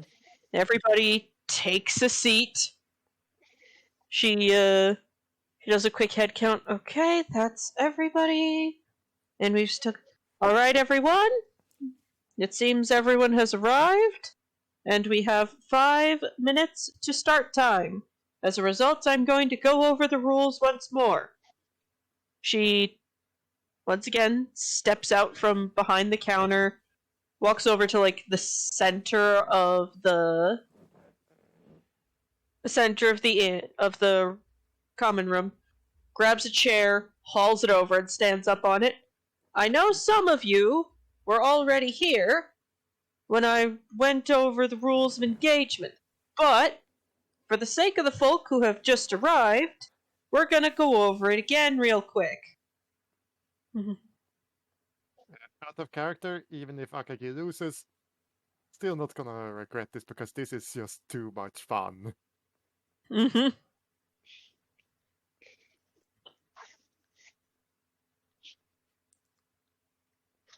All right, everyone. Here are the rules of engagement. Ow. Each one of you will receive a portion that is the exact same size as the person next to you. Once you finish your portion, push your plate in front of you and another one will be provided. Now, gentlemen, I know this is a big deal and we're all kind of excited, but please, I ask you nicely, no fighting each other again. We all remember what happened last year, and you notice some of the guys just quietly look away and don't make eye contact with her. Akagi goes, pretty sure they caused a fight. Sari just turns around. God damn it, Larry! Now, gentlemen, we all know the basic rules of this establishment. As a receptionist, I will not start any physical altercations, but do not think I can't end them. So, let's all handle this with the dignity befitting grown adults such as ourselves. This includes no hitting the person next to you to try to make them throw up. That's just disgusting. Somebody has to clean that up. If I catch any of you doing that, that's going to be you.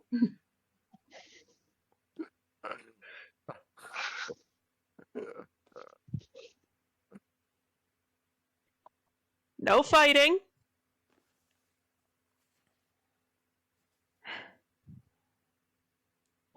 No alcohol, because we all remember what happened last time.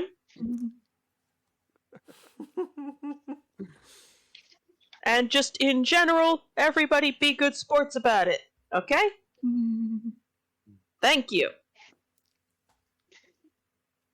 The kitchen staff will be out with the first round of portions shortly. Thank you all for your patience. Akagi just looks down at the whole. Akagi then goes down and looks. Okay, this is going to be fine. And just to let both the mums and the GM know, I am just one button press away from rolling my first con save. Mhm. Okay. I The am young lady, the young receptionist hops down, puts the chair back, looks at it. Sorry about snatching that chair.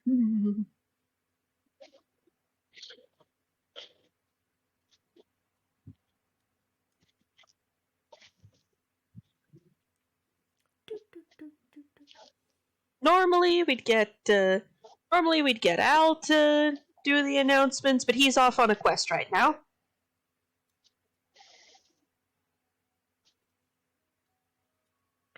She then departs. Ooh, ice cream truck. Sorry.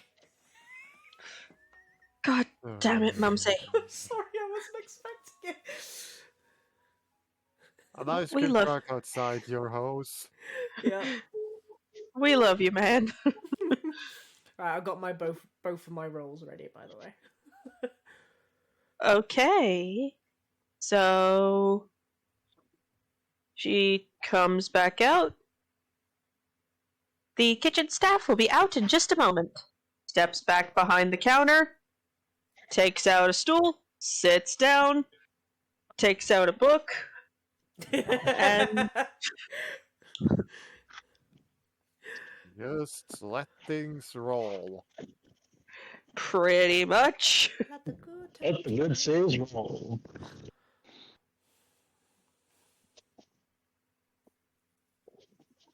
Three, two, one, go. 3, 2, 1, 3, 2, 1, 2, 3, 1. So now we are going to be rolling for. Now we are going to be This is going to be 4 con saves, 4 con saves. Cool. Okay. representing each round of the competition. Cool. Okay, Right, I'm ready. I'm also ready. Fantastic. Okay, doing all 4 at once. I'm sorry. I was gonna say, doing all 4 at once can't fault you for that. Whoopsie. That'll get it out of the way. Do you want me to just separate them up? No.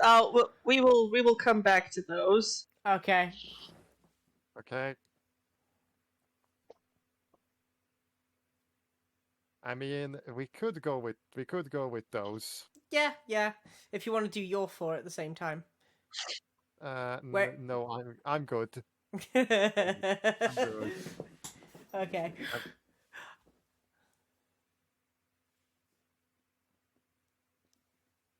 I mean, it's Oh. pretty easy math. Take one of the die and add 3 to it.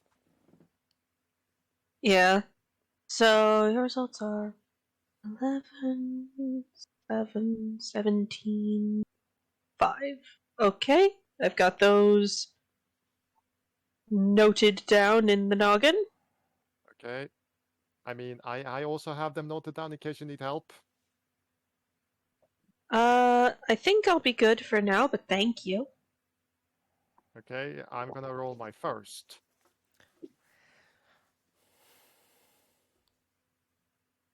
And Oh I can dear. use- Okay, first one doesn't go well.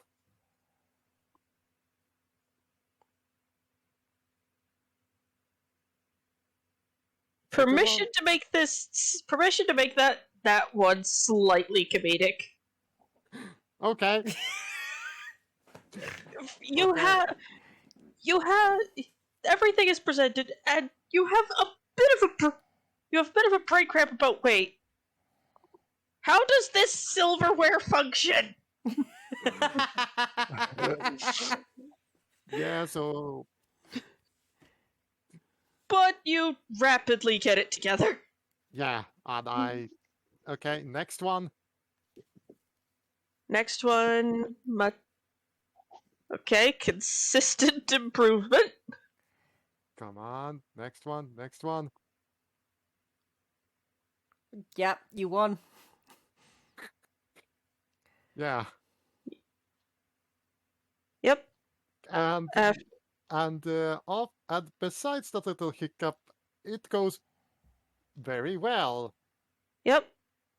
too well. He- Because then you kind of sort of see Akagi go gobble down plate after plate, like she's basically, she's basically eating healing food, and if it was oxygen and she was oxygen after she had run a pretty long marathon at sprint.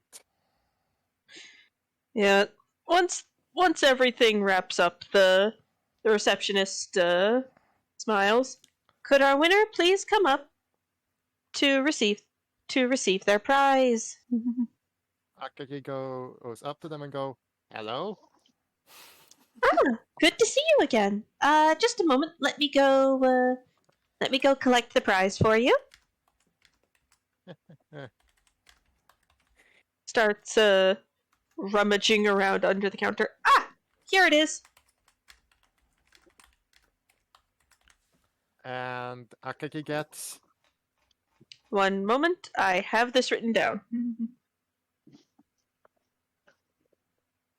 Ah, there it is. She she sets a small sack on the table, and it clinks a little bit. You're like, oh, cash prize. Cool. Yeah. I will DM you the actual amount. Okay. Okay. Okay. The woman smiles. Thank you very much for participating. Okay. You're welcome, ma'am, and thanks for. He looks at all the plates. Thanks for all the fish.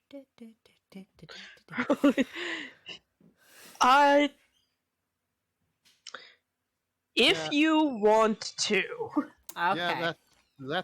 Yeah, with the last roll, it's good for him to do that. Yeah, with Yeah. that last roll, I would say Oh god. you get to a bucket.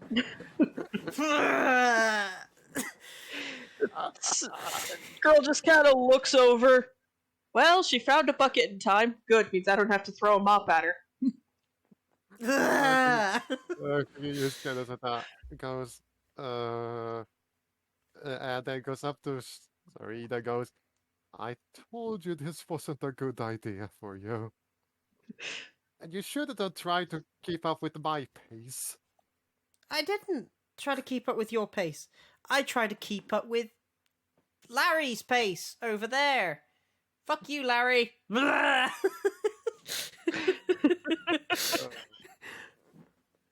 The girl just kind of there's just this moment where she just sort of quietly goes, well, I guess I asked for this, being the receptionist.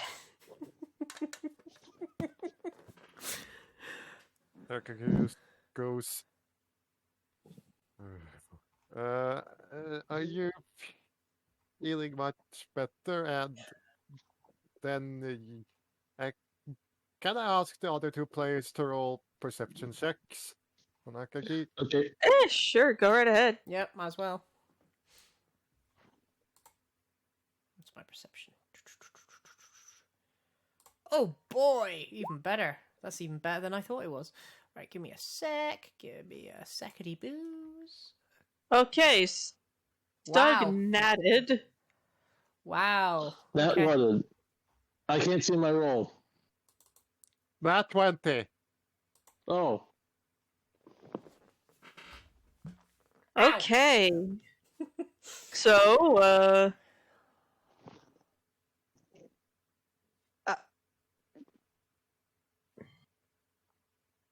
And Mumsy succeeded, so can I take over and explain what I see? yeah, go right ahead. You kind of sort of see Akagi's tummy just swollen up a bit. It almost looked like she was eating for more than one person.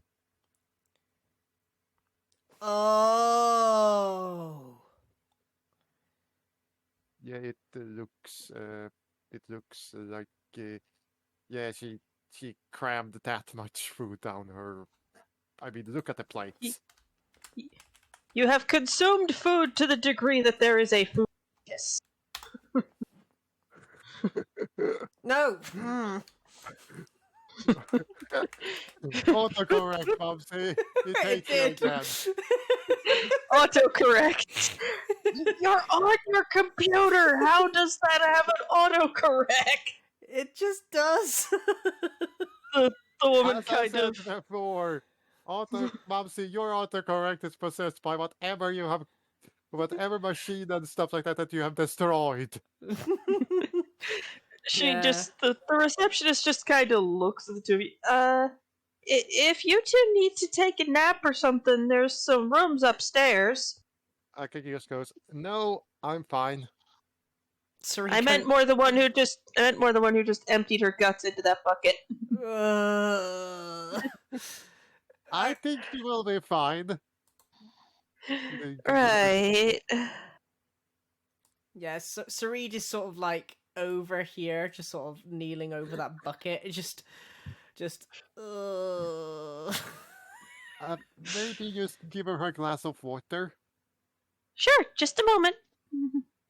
If you could get her to a table, that'd be great. She takes Reed back to Back to the table. Ed, and just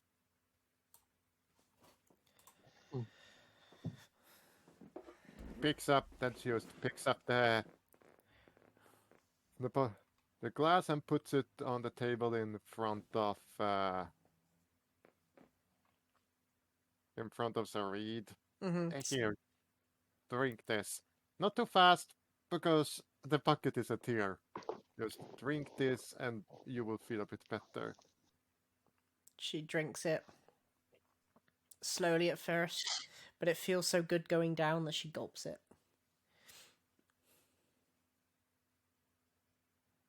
You know, gulping water brings up to a weird joke my dad once told me about a priest that was so nervous that the bishop told him, put a glass of vodka near to the water. Considering how he conducted that sermon, two things. A, pretty sure the priest confused which glass was which, and B, he was Russian because vodka is the Russian word for water. Because he said, sip the vodka, not gulp the vodka. And everything started going downhill from there with everything. The woman, the receptionist who had brought over the glass, just kind of smiles. Glad to see you lot are recovering nicely. Yeah, and then she goes, shouldn't we head... She goes, we're gonna... Yeah, he looks at her, like he goes to Sarid and goes, I'm gonna give you a few more minutes to rest up before we head out. Sarid goes, no, I'm fine, and just gingerly walks outside. Okay, so I guess we're starting the quest. Okay. Then goes, send my... Please tell the chef I thanked him for the food, and we will be back soon. Okay. She just Have a bows good time. politely. Me. She bows politely. Thank you for hosting us. You're welcome. Come back anytime. Okay, the Stug, Yeah. we're going to go out and head out on the quest. Okay. Right, am I it- also, you told me you would DM exactly how much I got. Yep, I will. I just need a moment. To I did not have- expect you. I did not expect you guys to leave that quickly. So I What? need to. So I need to find a map really quick. Why No did worries. you? Why didn't? What do you think we would do? Just stay the night or something? No. I'm just operating on the fact that to Akagi we need to get things going because from the sound of it, it was urgent. I mean, you're not wrong. And then there's the fact that she was willing to wait for some short time for Sarid to be okay, and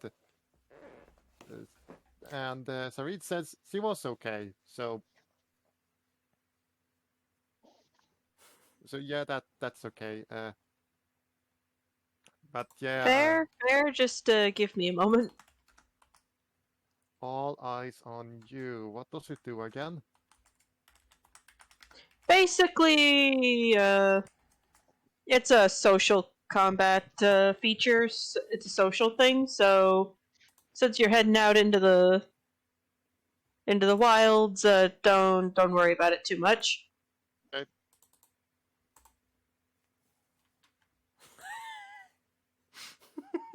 You're not deceiving anybody.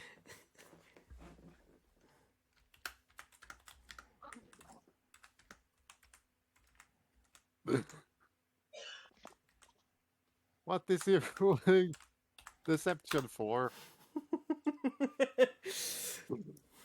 She is very bubbly. Okay, Akeki notices that and just gets at a slower pace. Probably because rushing will probably, which obviously bites more into the illusion of what her figure looks like to be.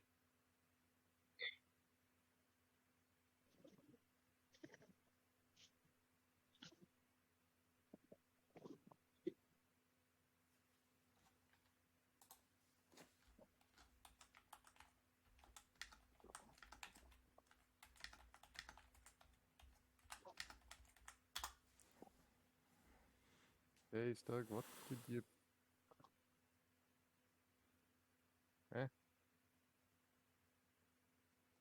It just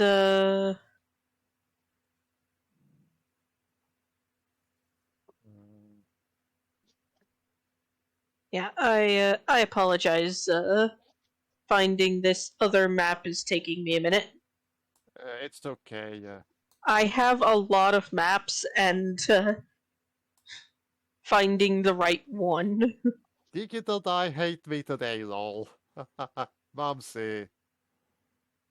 You do. Hey, it's good to get all that out for Dice Sesh. It's true. Uh, You're not wrong. Yeah, And just- for whatever happens tomorrow. Yeah, whatever we end up doing. Because because Drax Broxus was shuffled up last week because Kai and Fate. Everything got shuffled about. Yeah, so whatever happens tomorrow, you need the bad luck out of your system. Yeah. Mm. Yeah, we do. Because I have a feeling the next thing from what the two of you are doing in Fate requires some really good rolls. Yep.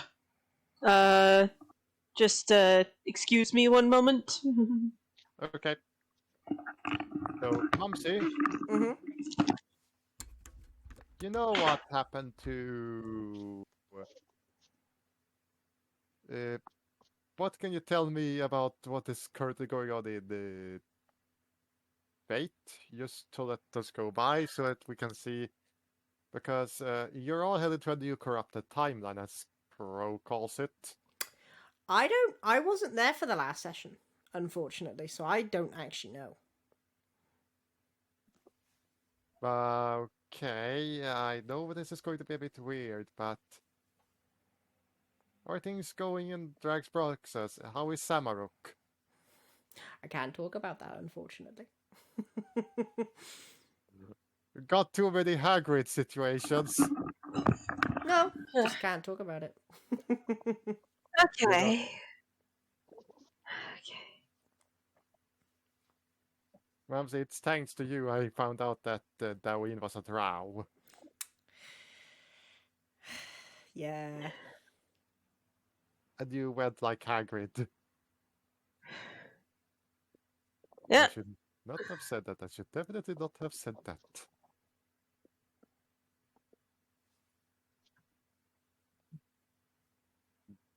But yeah, get the bad luck of the digital die out of your system today. Fair. Oh, I can't wait to see what where we're going to. Yep. I also can't wait because this is exciting and Right, well, let me just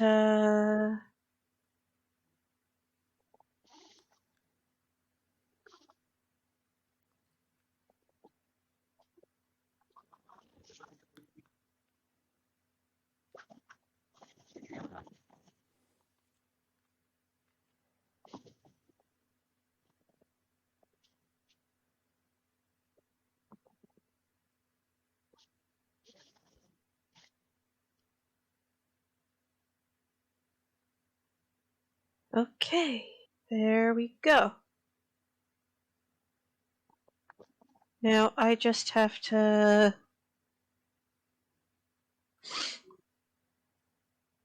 get this new thing rolling. Did you get some help from L9 with understanding how the GM No. stuff I works? got it we got it going. I just need to move you guys.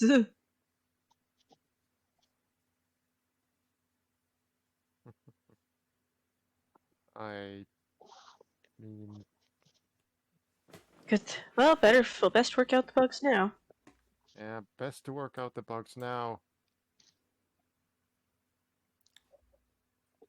Yes. Ah, okay.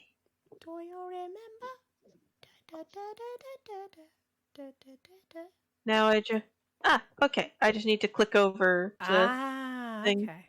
And don't worry, I'll bring over your Yeah, if I'm correct about... Oh, it's not that one. I thought it would be something familiar and therefore it would bring back memories. Yeah, I just give me a moment while I move your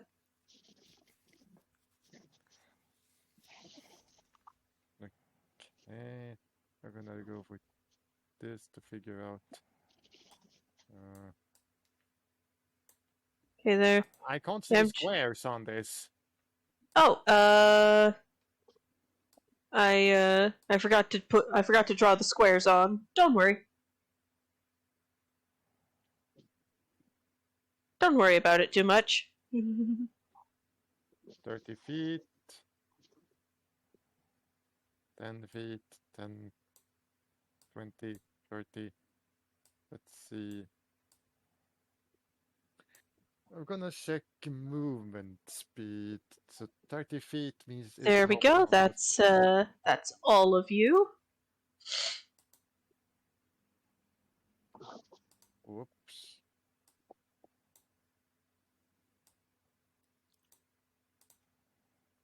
Ooh. What's this do? We're all there, heading down. Mm-hmm. Ed is going first. Ed is heading first, and I. Right.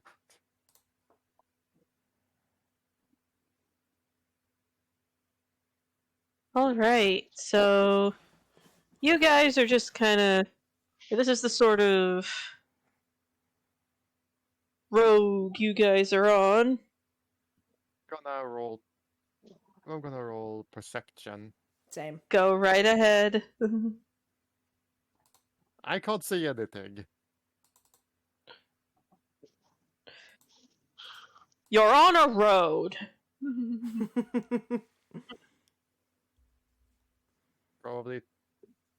Probably trying to process the food. Probably trying to You are Okay. courting a food coma.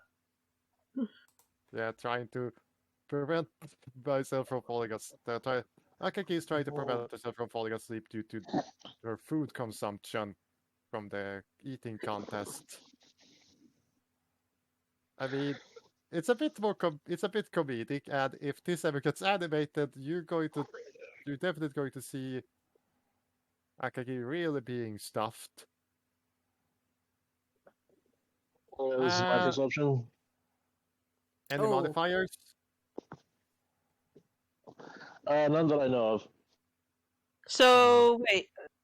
Stug? Yeah. Perception is a wisdom-related skill, so you would attach your wisdom modifier. Okay. Wisdom is it's +2. So four. you don't see anything either. I can't even see my own roll. I can't. Oh wow!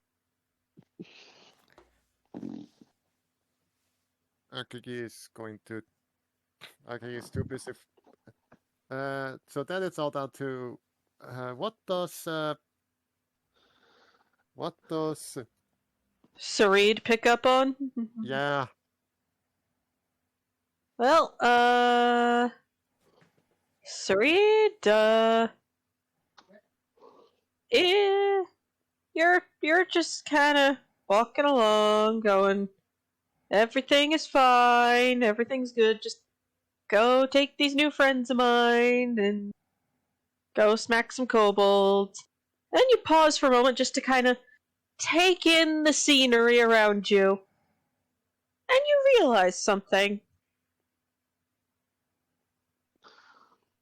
The three of you aren't alone. That bush looks sus. That bush looks sus. Just I'm pretty sure that Mums and Emory both get what I mean by that. Yep. No need to worry. I don't think there are satyrs in those bushes. What about this bush? Don't think so either, because the satyr we know from bushes isn't it even in this campaign. So, Mamsie, What? Sorry, I said that bush looks sus as a yoke. I know. So, are you going to share this concern with your friends? Sareed just goes, I don't think we're alone in here. Could you just goes, but let me see if I can really do that. And she just kind of sort of looks around, trying to see, and I'm going to roll another perception check just to make sure that we're not, just to make sure that she isn't, just to make. I'm not sure. Okay, out of character, whatever is going to happen, I'm still going to be a bit sus, but Akagi is just. If Akagi fails this, he's just going to think, nothing's here, Sareed. You just need to worry. Yeah, You- I'm gonna roll another one just to try and pinpoint why I'm feeling this as well. Well, you've got this I'm being watched feeling. So is the 17 the new roll? The Yeah. the 17 is the roll for trying to pinpoint where the where they're feeling the most watched from. Creepy. Yeah, the most creeped out from. It's... One moment.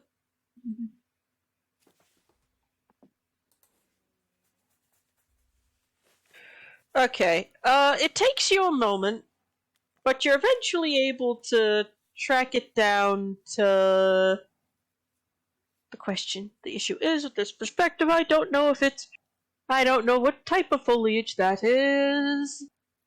You're eventually able to track the source of the feeling to right over here. I knew it. I think I'm it's a going big to- tree. Yeah, I'm gonna say that's a tree. So Reed goes, that tree over there, it be sus. So, what are you going to do with that information? Pull out the the real question, do I pull out the giant greatsword or do I pull out the the The bonk stick. the bonk stick? Do you cut the tree or do you bonk the tree? Sod it, I'll get the giant sword out. And I start walking towards the tree. Just And Akagi just follows behind to try and figure out what's going on here. Mhm. Mhm. Jeez. And she is at the base of the tree with Zarid. And just goes, okay, so what's the plan? easy. Get out of the tree, you little shit. Akagi just, oh god. I'm going to assume Ed has been kind of unceremoniously dragged along behind. Yeah. Yeah, it is. There's Where is it? there's a moment of quiet, and then there's just and you hear a young lady's voice just go, okay, fine. Honestly. Akagi just lets the lady go down. One moment.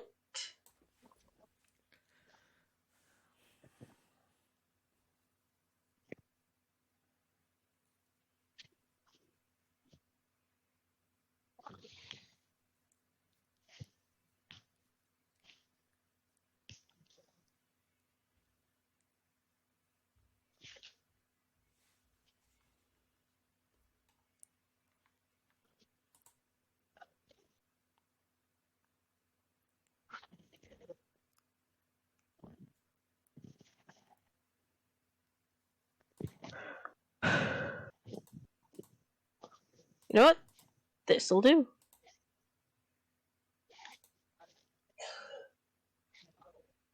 What is that? Akagi just sort of goes, who are you?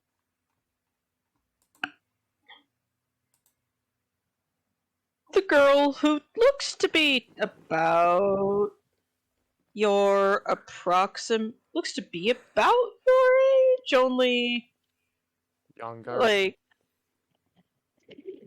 yeah, a little bit shorter. Ow. In her early teens? That's your best guess, but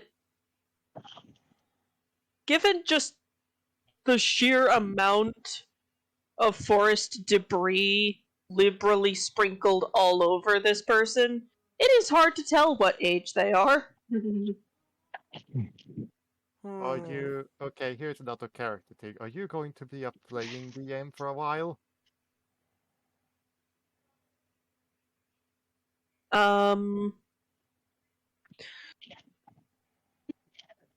Just to fulfill a role in the party that is direly needed until such a time as that role is filled. Ah, I see. She's our caster and healer. Makes sense. The girl kind of looks at all of you. That's not really important. Why are you all in here? Like, nobody comes in here. Kobolds, stole something. Probably left it for a dragon. We're going to collect it. before the dragon gets it. Oh, thing. Okay. MIE, I'm pretty sure that despite how things are going, we're not really that character is going to be a main part of the party even after both Felix and Rep actually gets time to play with us. Yeah. She just kind of looks at the group of you and just sort of like, so you guys want to get rid of the kobold? Yes. Okay.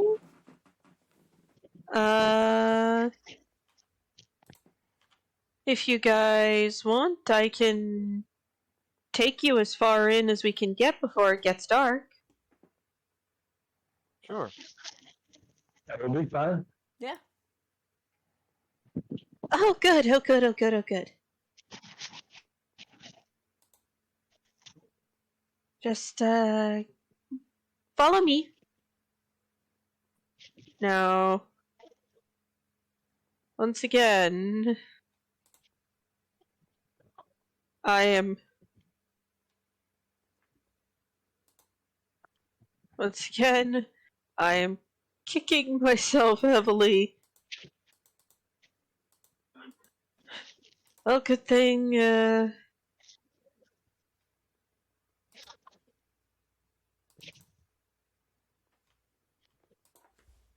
all I have to say is, good thing we're figuring out all this. First session. Yeah.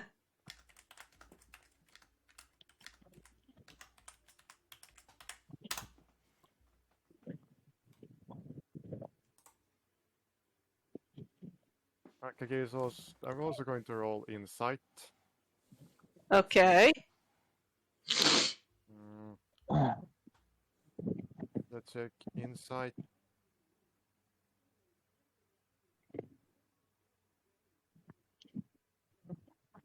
And let's see, Mumsy got a 30-20, I got a 15. This person is definitely good intentioned, but does not get out much. Yep. Sari just sort of goes, I accept their offer of help and follows with a smile. Okay, Basic. just goes, okay, this is... I'm a bit worried that she then is following around, but sticks close to her and then whispers, who are you and how old are you? Huh? Oh, me? Yeah. My name's Vesta, and, does how old I am matter? Sari matters. shrugs. It matters because then I don't know, because I don't know if you should be with your parents right now, or something like that. I'm wondering if your parents aren't worried about you or anything like that. Why were you even up in that tree? Because I wanted to be? Fair point. Still. What were you doing up in that tree? Just watching the world go by?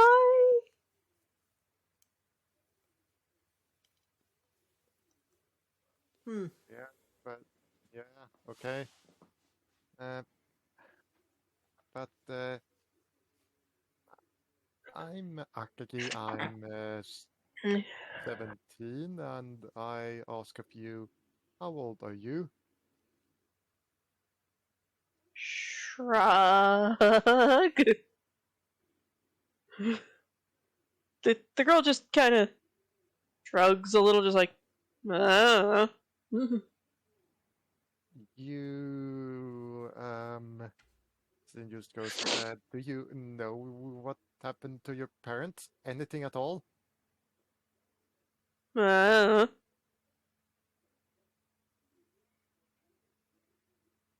Okay, no, Akaki's instincts are just going, oh there, oh there, oh there. What happened here? What happened here? What happened here? What happened to her? what happened to this child? Why are they here? Yeah, but yeah, she then looks at her gut and goes, this is what remains of a food eating contest. What we Okay. it was in before we got there. Sorry, this the elven woman there, and Okay. back behind me, she gestures at Ed. Yes, Ed. The girl just kind of waves a little. Hello, Ed.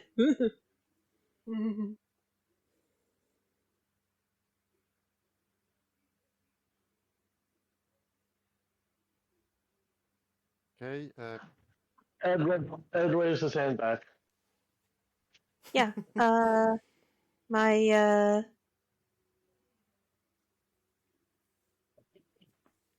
the camp I have set up is this way. Follow me. okay. If they just actually just follows her. She goes up to this part of the trail, but instead of following it normally, she just goes straight off this way. Into the woods. Hey, that looks a bit like a path. Yeah. Hmm. Whew. How That- do I? Hey, How do that I- looks a bit like the camp where we got attacked, Stug. You remember, pretty early on, we got attacked by some weird poisonous creatures. It was right after Oh, yeah. the Widow Bloom incident. Oh yeah, when I first used Heat Kick.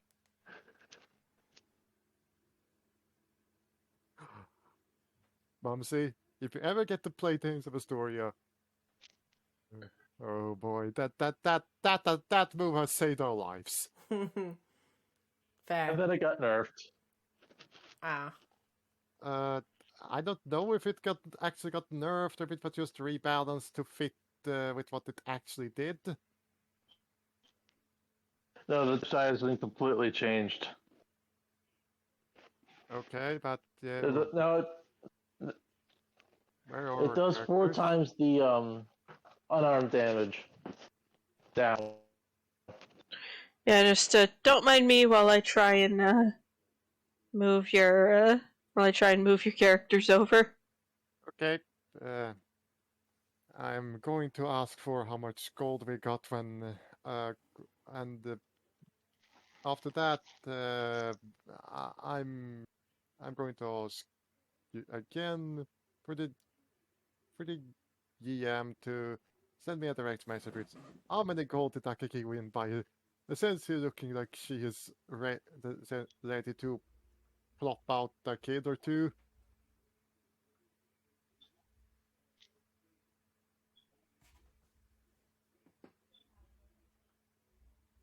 Just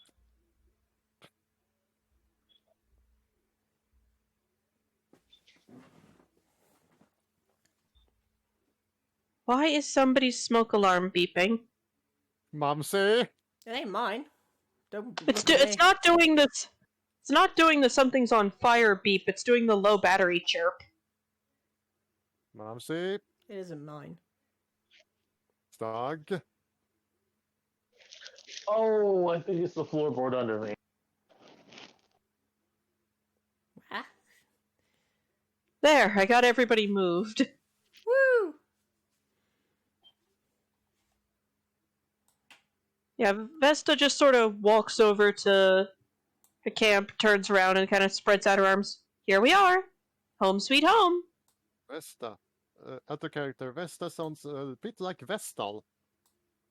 That's kinda what I was going for. You're not the only one who bases. You decided to do something similar with Akagi here with the names. Well, not intent. Not actually. No, I'm. This is one of those more the original starting of that name. So here we are. Gestures to a tent that has both seen better days and clearly been scavenged and repaired with with components of unknown origins. Akagi, That's where I sleep. You guys are okay to set up wherever. okay, Akagi just sets up Mm-hmm. near here, and in order to essentially let her let her gut process the food finally, and actually,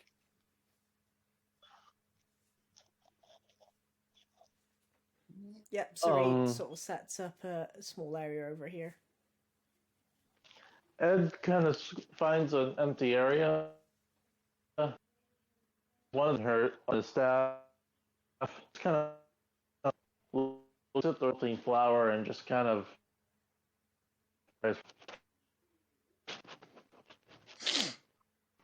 The girl just kind of watches everyone as you set up, just like, so. Why are you guys trying to pick a fight with the little stubby lizard people again? They stole something from the Paladin Order. and they hired us to get it back. Basically. Ah, clear out oh,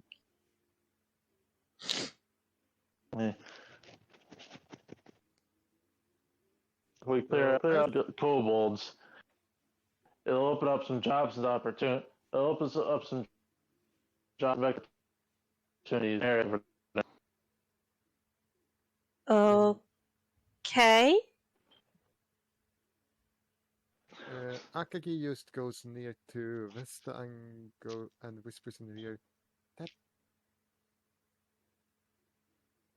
he operates on a this he operates on a certain different little thing. So he kind of wants to restore his family after something happened to it, and he almost got and his mother and father were siblings. His mother and father were brother and sister. Okay. I mean, at the character's target, look, your character sounds to be a bit like the brother of the girl that Tina ground into sausage. Yes.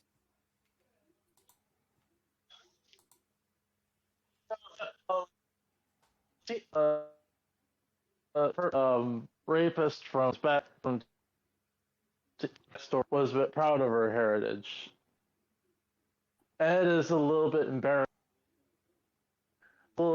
by it. It's not it is this world as is in ours.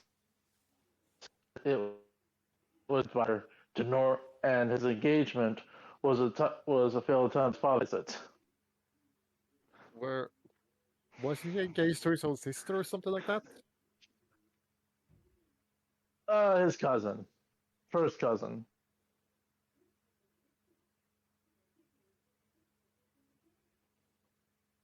You're yeah, the Redshirts were trying to be the Habsburgs. Yeah, and she's just sort of like, His family.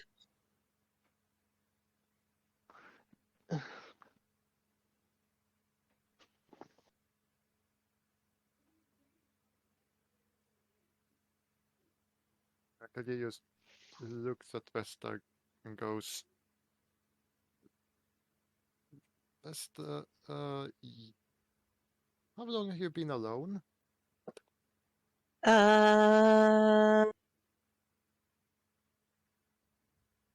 Well, I left to work on my training on my own about a year ago, but before that, was with those guys. But before that, I was on my own for a bit.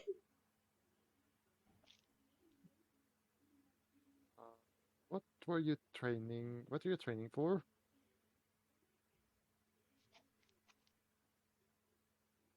kind of gestures to the fact that the scroll is just liberally covered in nature debris.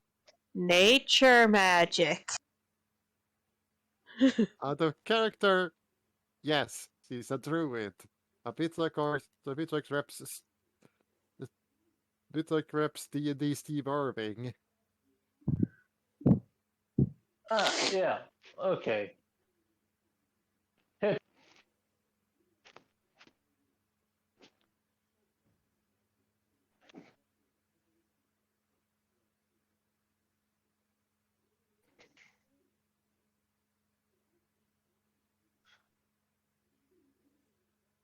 Hold on. They're still on. Okay. Still connected.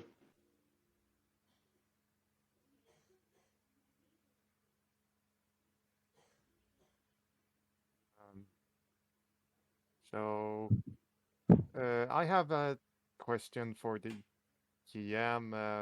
What exactly Vesta is? She seems to be a level 3 druid, and that's about as far as I pieced together. Yep. don't- She's a level 3 druid.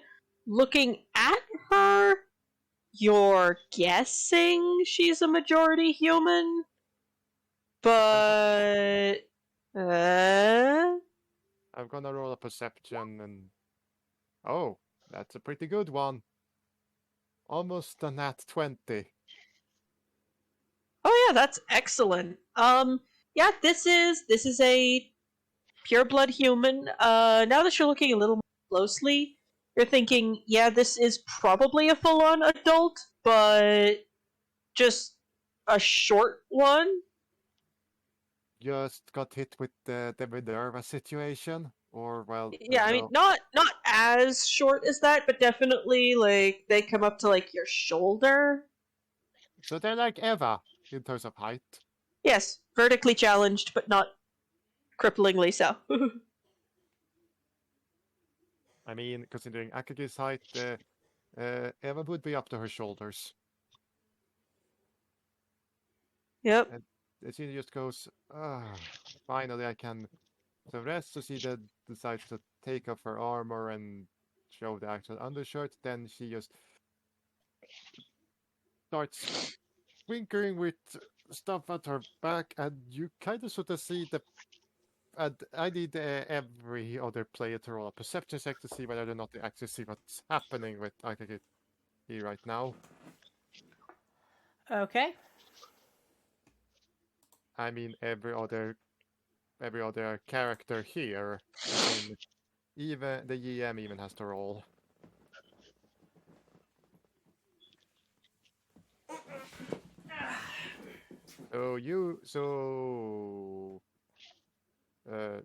Okay, so +5 perception for Mumsy, who saw it. What about Doug? I've got to roll. Hold on.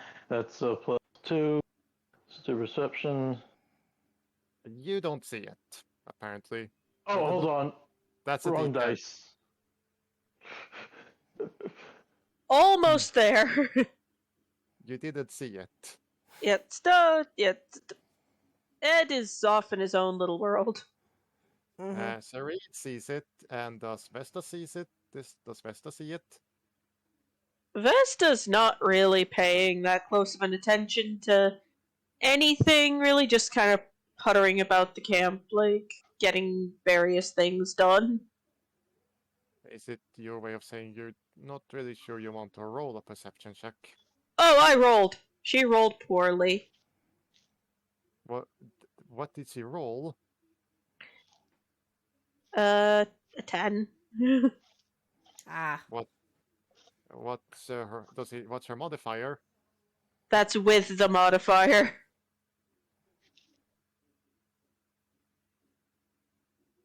What was the actual number of the dice?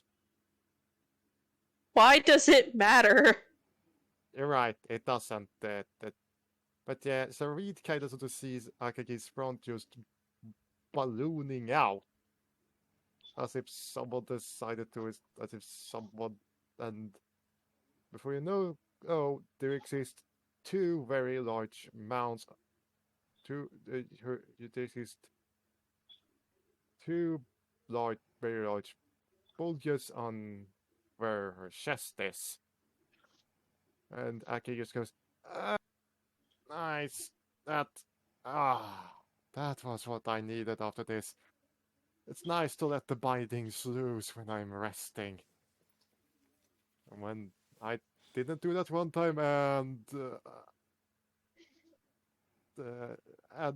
during growth phase, I still remember the pain of sleeping with them bound. I had to sleep with them bound. It's nice to have them let loose.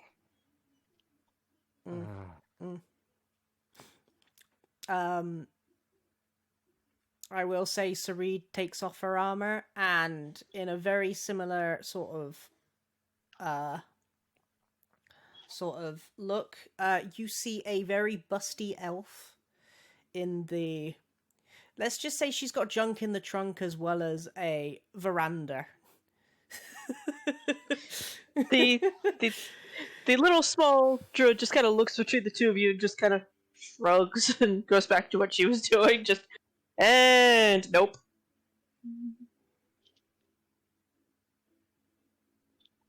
Oh dear. Yeah, at least I managed to stipulate Akaki's size. Right. So everybody's kind of settling in for the night. Yeah. Okay. Akagi does it as well and just goes. And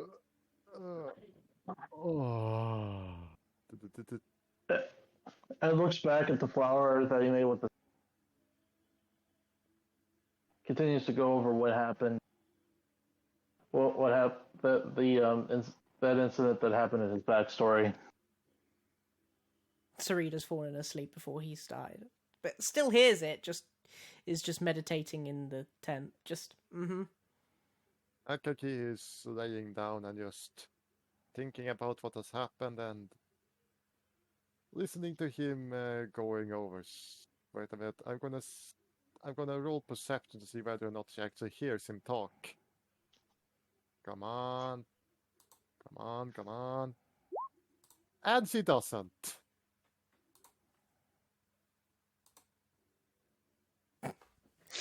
Sarid, on the other hand, hears every word.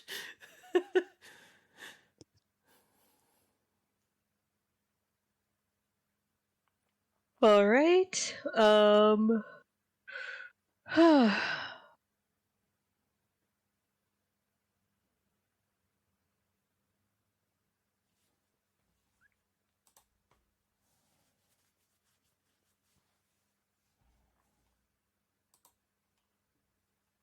All right. Okay, that's the time. So everybody's kind of settling in for bed. Yep. Yep. Okay. I know we didn't really get a lot done today, but I think that's a good spot to call it for right now because That's fair. because I need to start prepping to collect the kid for That's fair. Okay. We All right. So thank you all very much for stopping by and giving this little show any of your time. We will get better as things progress, we promise. Yeah, yeah. that's true. Yeah, this is actually the first time we're doing this. Yeah. No, this is a first for quite a few ways. So I will say it's been a bit of a learning curve for all of us. But thank you for listening. You are the real troopers, as it were. Yeah. Thing. Yeah. Thank you all very much, and I hope to see you all again soon. Bye for now. Bye-bye. Toodles! Say bye, Stug. Bye, Stug. Great. Hello everyone, and welcome to making it to the end of this video. Thank you so much. This type of video and the rest of the videos on my channel would not be possible without the wonderful support of my patrons. And we've got some new ones, so yay! New intro! Ooh, well, new outro. Whatever. We have at our new $100 Lilim tier, Cataclysmus Wind. At the $50 Momono tier, we have Eobard Thawne, Simon Bengston, the Reptile, and the Reptile King. At our $10 Momono Researcher tier, we have Isaac Kiffer and Jack Pullham. And at the $5 Incubi tier, we have JK. And hopefully we will have more patrons to come. Also, thank you very much to our sponsors, Dead Tree Studios. Dead Tree Studios has generously agreed to sponsor us in return for promotion of their new tabletop game, Dames of Astoria, coming out this August.